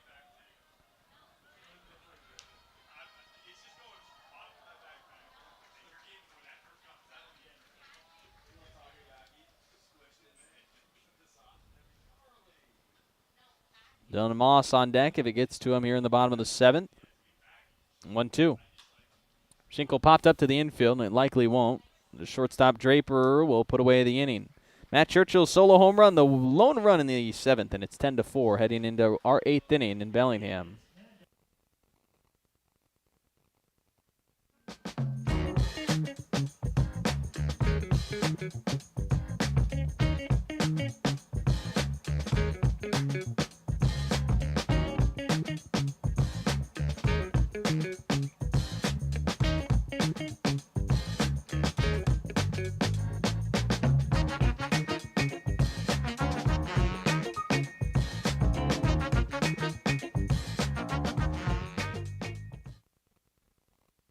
Washington homeowners are saving thousands of dollars on their energy bill by upgrading their home.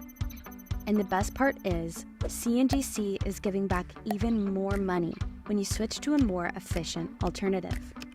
So you can enjoy increased property value, a higher quality of life with better appliances, and greater comfort for your family. Scan this QR code or go to cngc.com and save money on your energy bill. When pain or injury slows you down, Peace Health Orthopedics, Sports Medicine, Foot and Ankle, and Trauma Services are here to help. Our experienced orthopedic team cares for bones, joints, and muscles, offering personalized treatment and same-day appointments. From everyday aches to unexpected injuries and joint replacement, Peace Health helps you move better, feel stronger, and get back to your life. Learn more about Peace Health Orthopedics at peacehealth.org. That's peacehealth.org. Into our 8th inning in Bellingham. The lead now 10-4 for your Bells as they make another pitching change. And now tossing for the Bellingham Bells is going to be the left-hander Cal Young, taking over for Will Crane. Crane going 2 innings of relief. Struck out 1, didn't walk 1, gave up 2 hits and no runs, and passes the baton to Cal Young here with a 6-run cushion to start the 8th inning. Young so far on the season with your Bellingham Bells through 12 league innings. He has surrendered 14 runs on 22 hits and 5 walks. The left-hander has 13 strikeouts to his name and will make his 11th appearance of the season here, not counting the non-league games, of course, though, and this won't count towards his season-long stats, but a chance for Cal Young to continue to get reps here for the Bellingham Bells throughout the summer. The last time that we saw the left-hander come out of Bellingham's bullpen, it was on July 11th against the Port Angeles Lefties. Gave up 1 run in 1 inning of relief, part of an 8-2 win that the Bells had. Was tagged for a solo homer in that game on Saturday. He did appear on Wednesday a week ago against the Everett Merchants with a scoreless frame that featured 2 strikeouts against the Everett Merchants of the Pacific International League. And now Cal Young for the 8th inning here with Bellingham. Young is committed to the University of British Columbia with 2 years left of eligibility for him after a medical redshirt this past year at the University of Portland. Young has been trying to get himself back to form after not throwing a baseball for about 3 months, suffering the injury with Portland, and ahead of his commitment to UBC. Back in Bellingham. First one is grounded to him, bobbles it, and no throw to first. So that'll be a... What do they rule it? Waiting to see the official score on the scoreboard at least. Bells don't have an error on defense. Still nothing on the scoreboard just yet. That's a close play. It might be an error, it might be a hit. I could go either way on this one. It is scored an error. So an EU1 to start the inning for Bellingham and for Cal Young, the lefty. Now a batter at first base against him. Eisen Hunt at the plate, 2 of 3 on the night. That pitch away from Churchill, and the wild pitch moving the batter up to second base. As Gellin gets that, the wild pitch up into second base. So Lowe had the 1 pitch hit appearance, struck out, and then Cade Gellin replaced him, bunted to get on base via the error, and now a lefty-on-lefty matchup for Eisen Hunt. Young misses for a 2-0 count.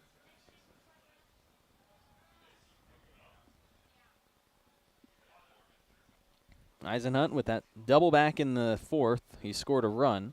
He's left on base after his single in the 2nd inning. Now he has a chance to drive in a run. Foul ball there is strike 1.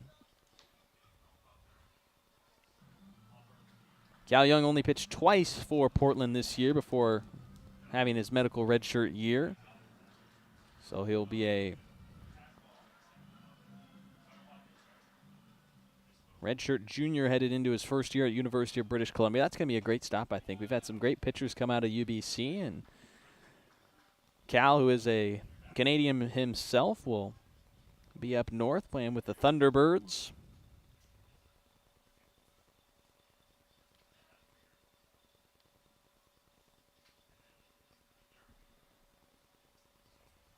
Two swing and a miss, and Young gets the strikeout for his first out in the 8th inning, sitting down Eisen Hunt with the K. Bellingham's staff now with 7 punch-outs. He had 1 from the starter, Lathan Haywood, 4 from Adam J., 1 from Will Crane, and now Cal Young gets his first. There's 1 out with a man at second against Young. Bottom of the order hitter, Watson, now batting. He is 1 for 3 with 2 RBI back in his 4th inning single. Drove in the runs. It's the last time that the Fish Sticks have scored in the game. A 10-4 lead for Bellingham added on to with the solo home run from Matt Churchill in the bottom of the 7th. Now here in the top of the 8th, 1 out. A man at second base for DubSea. Cal Young in his first inning of relief. Missing a pitch low for ball 2. Last year with the Bellingham Bells, Cal Young was an All-West Coast League honorable mention after tossing a 2.08 ERA in 34 2/3 innings. Last year mainly used as a starter, though, across 8 starts and only 3 relief appearances, although this year it's been all out of the bullpen for him mainly. Started 1 game earlier in the season, but since then, all in relief. back to the role that he held in 2024, where he posted a 1.56 ERA with the Bells in 17 1/3 innings of relief. Young right now with just 13 total frames. There's a swing and a miss for strike 2 against Watson. Designated hitter for the Fish Sticks.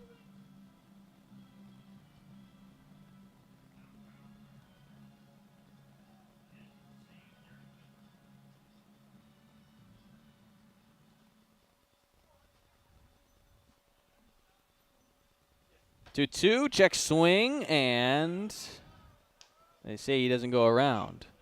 No appeal even to the field umpire from the catcher, Matt Churchill. So it'll be a full count.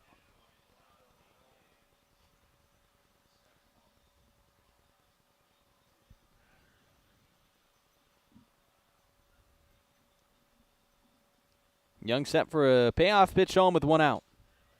Gets away from the catcher Churchill, and up to third goes Skellen. Off the pass ball, now runner at third, but also the walk to Watson.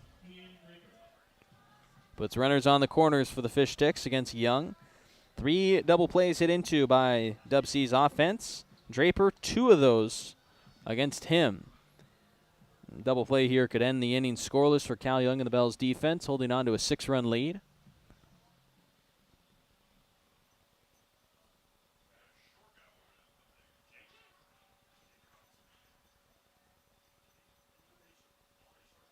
Young's 1 out pitch is strike 1.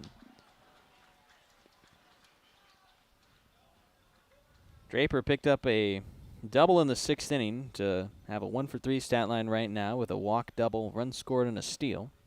And 2 times he's been put out, it's been on double plays, so responsible for 4 outs at the plate and 4 at-bats. He's down 0-2 here against Cal Young. Got a strikeout against Eisenhunt earlier in the frame. 1 down with men at first and third for the Fish Sticks.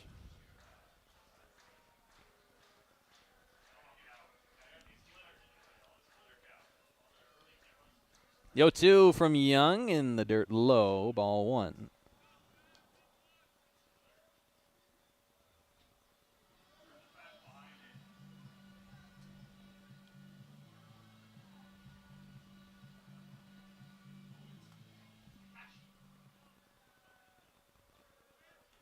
The count 1-2 against the leadoff man, batting with runners at first and third.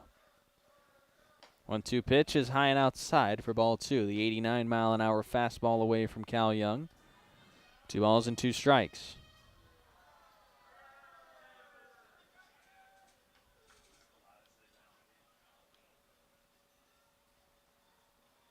Two. High again. The count now full.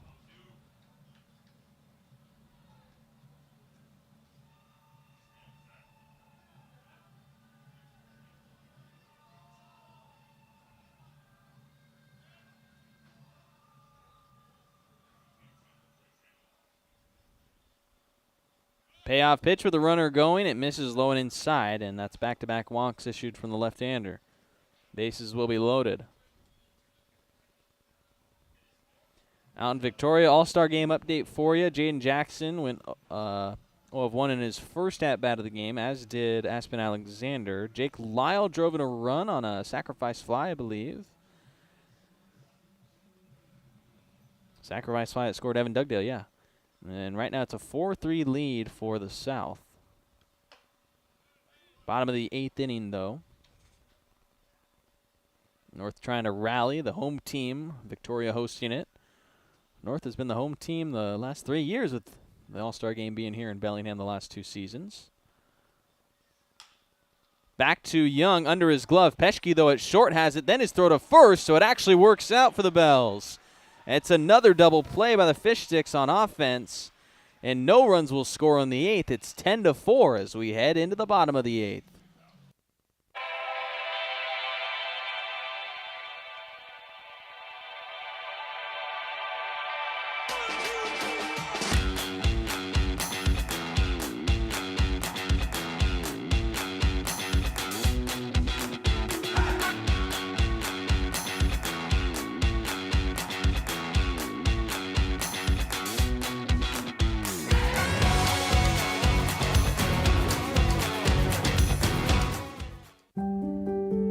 Have you had a fall, sprain, or break?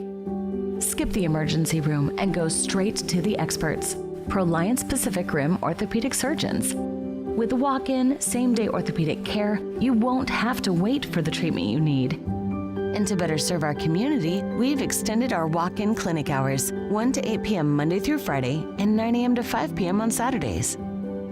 Proliance Pacific Rim orthopedic surgeons.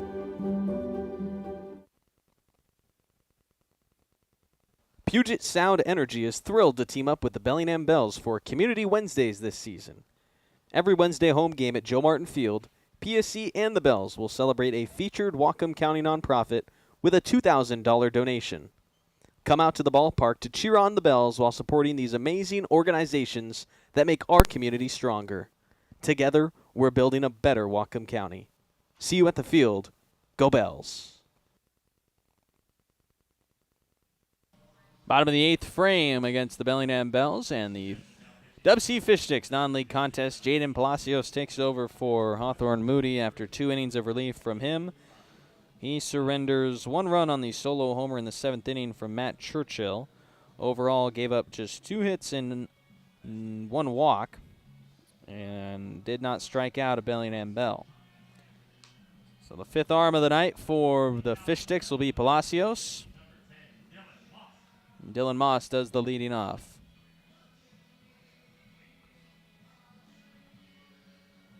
Moss 3 strikeouts and a walk. Stat line for him tonight. The Bells' designated hitter looking for his first hit to start off the 8th inning. Try to get something positive. Tomorrow's game, 6:35, Gunderson Baseball here in town. Another non-league contest for your Bells during the All-Star break. South All-Stars right now over the North in the bottom of the 8th inning as well, although they're about to head into the 9th. 2 outs down in the bottom of the 8th. It's been a bit of a longer contest here in Bellingham. All-Star game started 30 minutes after us, and they're on pace to finish before us. Palacios takes over. Main reason for that, just a lot of traffic for Bellingham. 6 or more base runners in 5 of the first 7 innings we've played so far.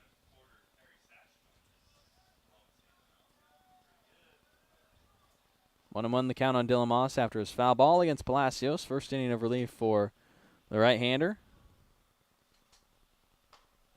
Swing and a miss for strike 2. Palacios out of Western Oregon University, Division II school that plays in the Great Northwest Athletic Conference.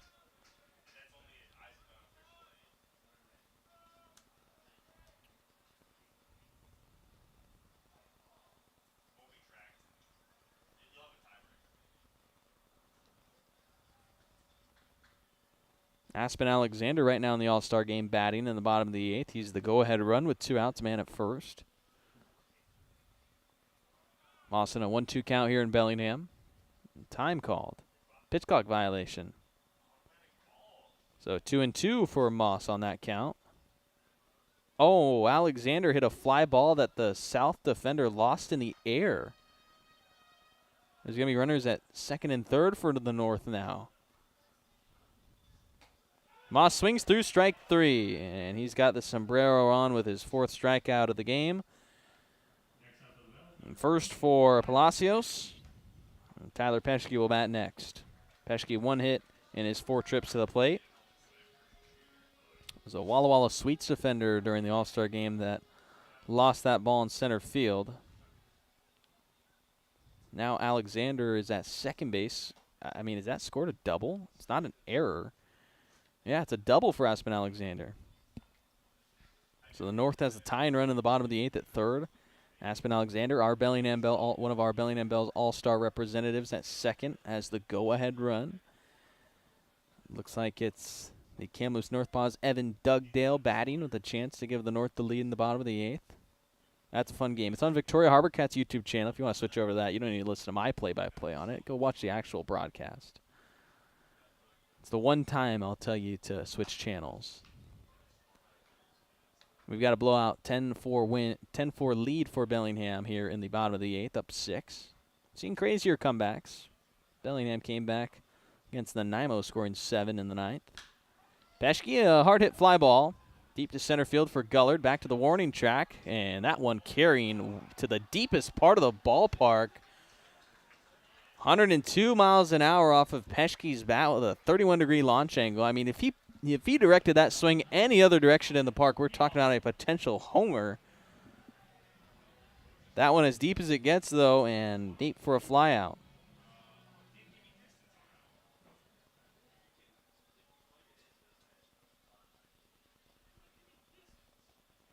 Keep on 2 of 4 on the night as the bottom of the order hitter.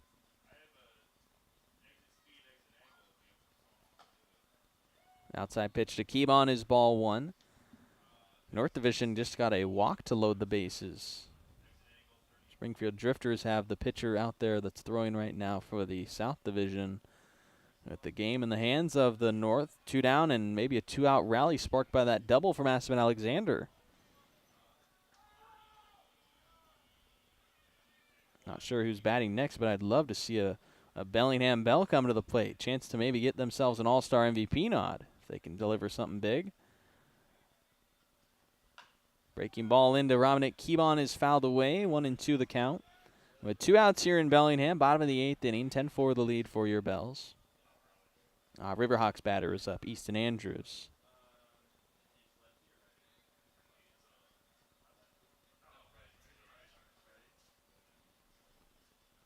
Keebon an RBI back in the third here in the game.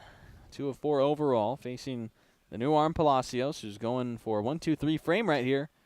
And just misses his chance at it with a fastball high, but he's got another pitch coming and a 2-2 count. Struck out his first batter, Dylan Moss.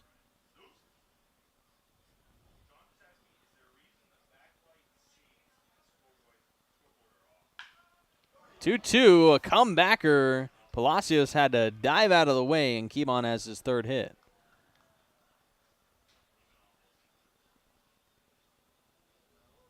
It's a 2-out single for Keebon to pass things to Rashad Hayes.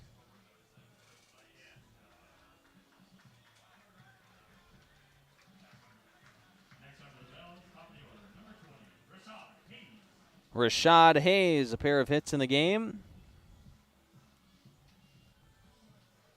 2 runs scored for Bellingham's third baseman tonight. Keebon with his third hit now at first base.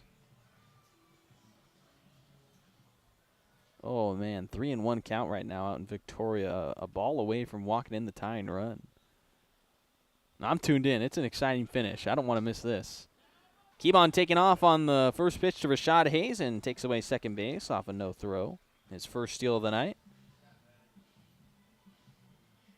Oh, man, 3-2 count. 3-2 count, 2 outs. Runners are going to get a head start for the North.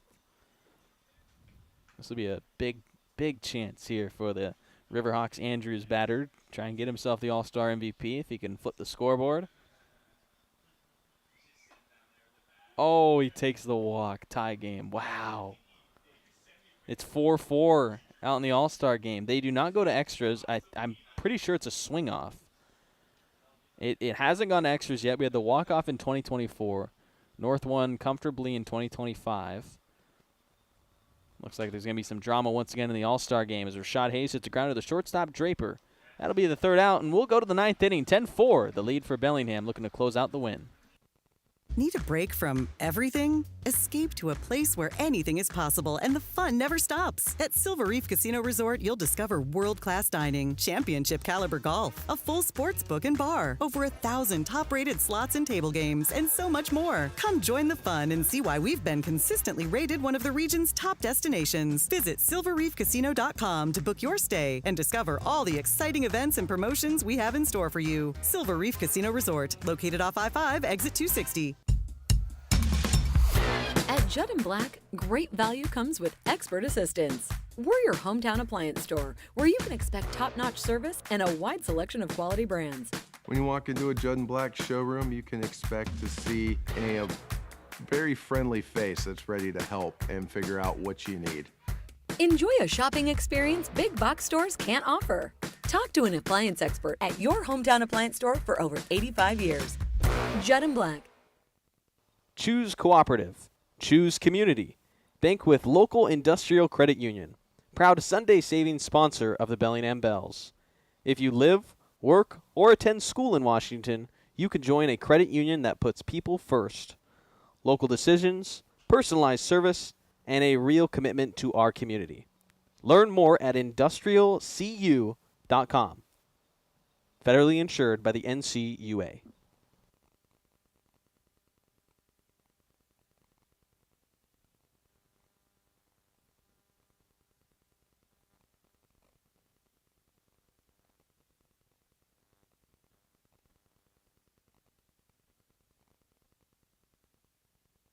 Into the ninth inning here in Bellingham, a 10-4 lead for the Bells over the DubSea Fish Sticks.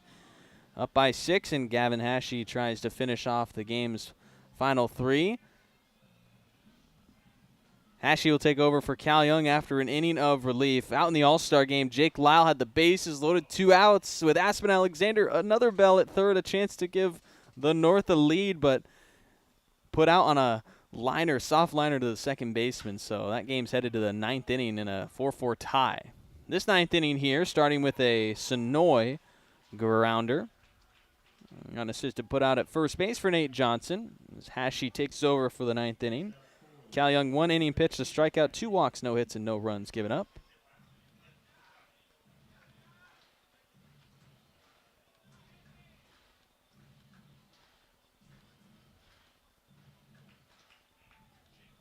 Hashey on the year, yet to allow a run through 7 innings as a Bell. This one popped up to the infield. Hattori at second base, into the grass to grab it. 2 down, and the Bells now an out away.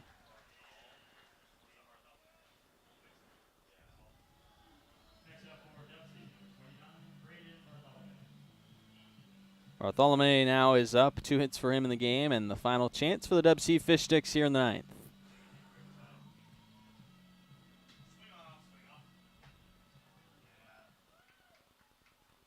Two outs for Gavin Hashey. Low and away on the first pitch for ball 1. Hashey is the 5th arm to throw for Bellingham in the game. Looking to close out the non-league win over the Fish Sticks, up by 6. Tomorrow's 6:35 game is the Bells taking on Gunderson Baseball. Select team coming to town. Finish off the non-league games for the year. We've had plenty, and it's the 5th of them. So far, it's been all wins for Bellingham and an out away from making it 5 non-league wins on the year.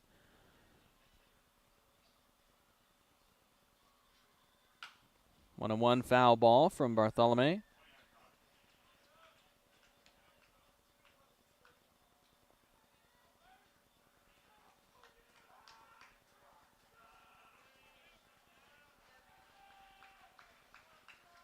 Ball and 2 strikes on hand. Bartholomew from Hashey.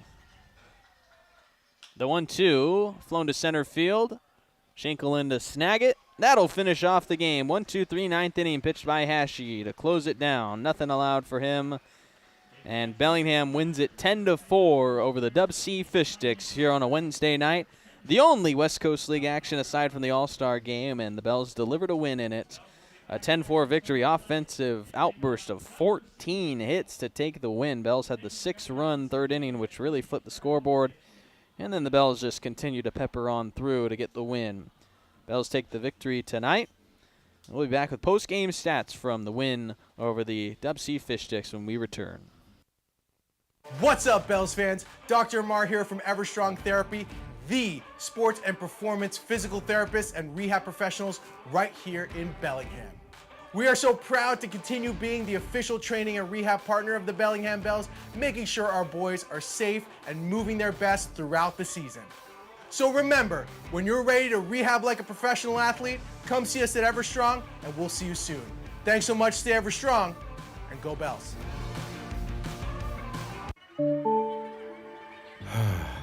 Bummer. This never happens at a convenient time, does it? It's always while you're hustling to meet a deadline or trying to enjoy the game. If only there were a way to outsource this and get back to what you were doing. Well, as a matter of fact, there is. Team Technology is local and employee-owned, balancing ease of access with security and compliance for the cloud and on-premise systems of small and large businesses alike. Connect with Team Technology and see how technology is easier with a team.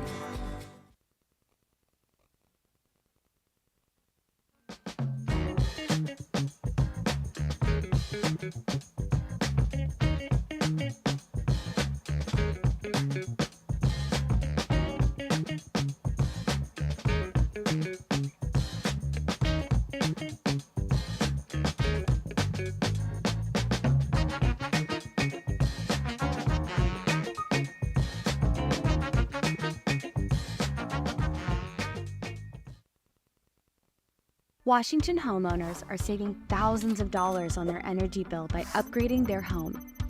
And the best part is, CNGC is giving back even more money when you switch to a more efficient alternative. So you can enjoy increased property value, a higher quality of life with better appliances, and greater comfort for your family. Scan this QR code or go to cngc.com and save money on your energy bill. Bells get a 10-4 win over the DubSea Fish Sticks here in Bellingham. And let's take a look at your box score. Visitors from DubSea, a hit from Ian Draper and a run scored with a double. Ryan Gullard, 1 of 4 with a run scored. 2 hits for Peyton Barsati, as well as an RBI and a double. Bartholomew at first base going 2 of 5. Noah Kong, 2 of 3 with an RBI and a run scored. And then Tyler Eisenhunt, 2 hits with 1 run scored, had a double as well. Isaac Watson picked up 1 hit with 2 RBI. Pitcher, it's Kai Twaits. Twaits losing in 2 2/3 innings, allowing 7 runs with 6 earned. That's because the Bells offense, 2 of 6 from Rashad Hayes with 2 runs scored and a double. KG Hattori had a productive night going 2 of 5 with 2 runs and 2 RBI. Matt Churchill, your Terry Stash State Farm Player of the Game, 3 of 3, a perfect night for him with 3 runs scored, including a solo homer for his lone RBI. He also drew a walk and was hit by a pitch. Bryce Johnson was 2 of 4 with an RBI and a run. Bo Schinkel went 1 of 4 with an RBI and a run.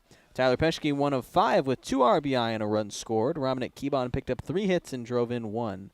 The winning pitcher today, Adam J, getting the victory. No save opportunity for anyone else in the bullpen.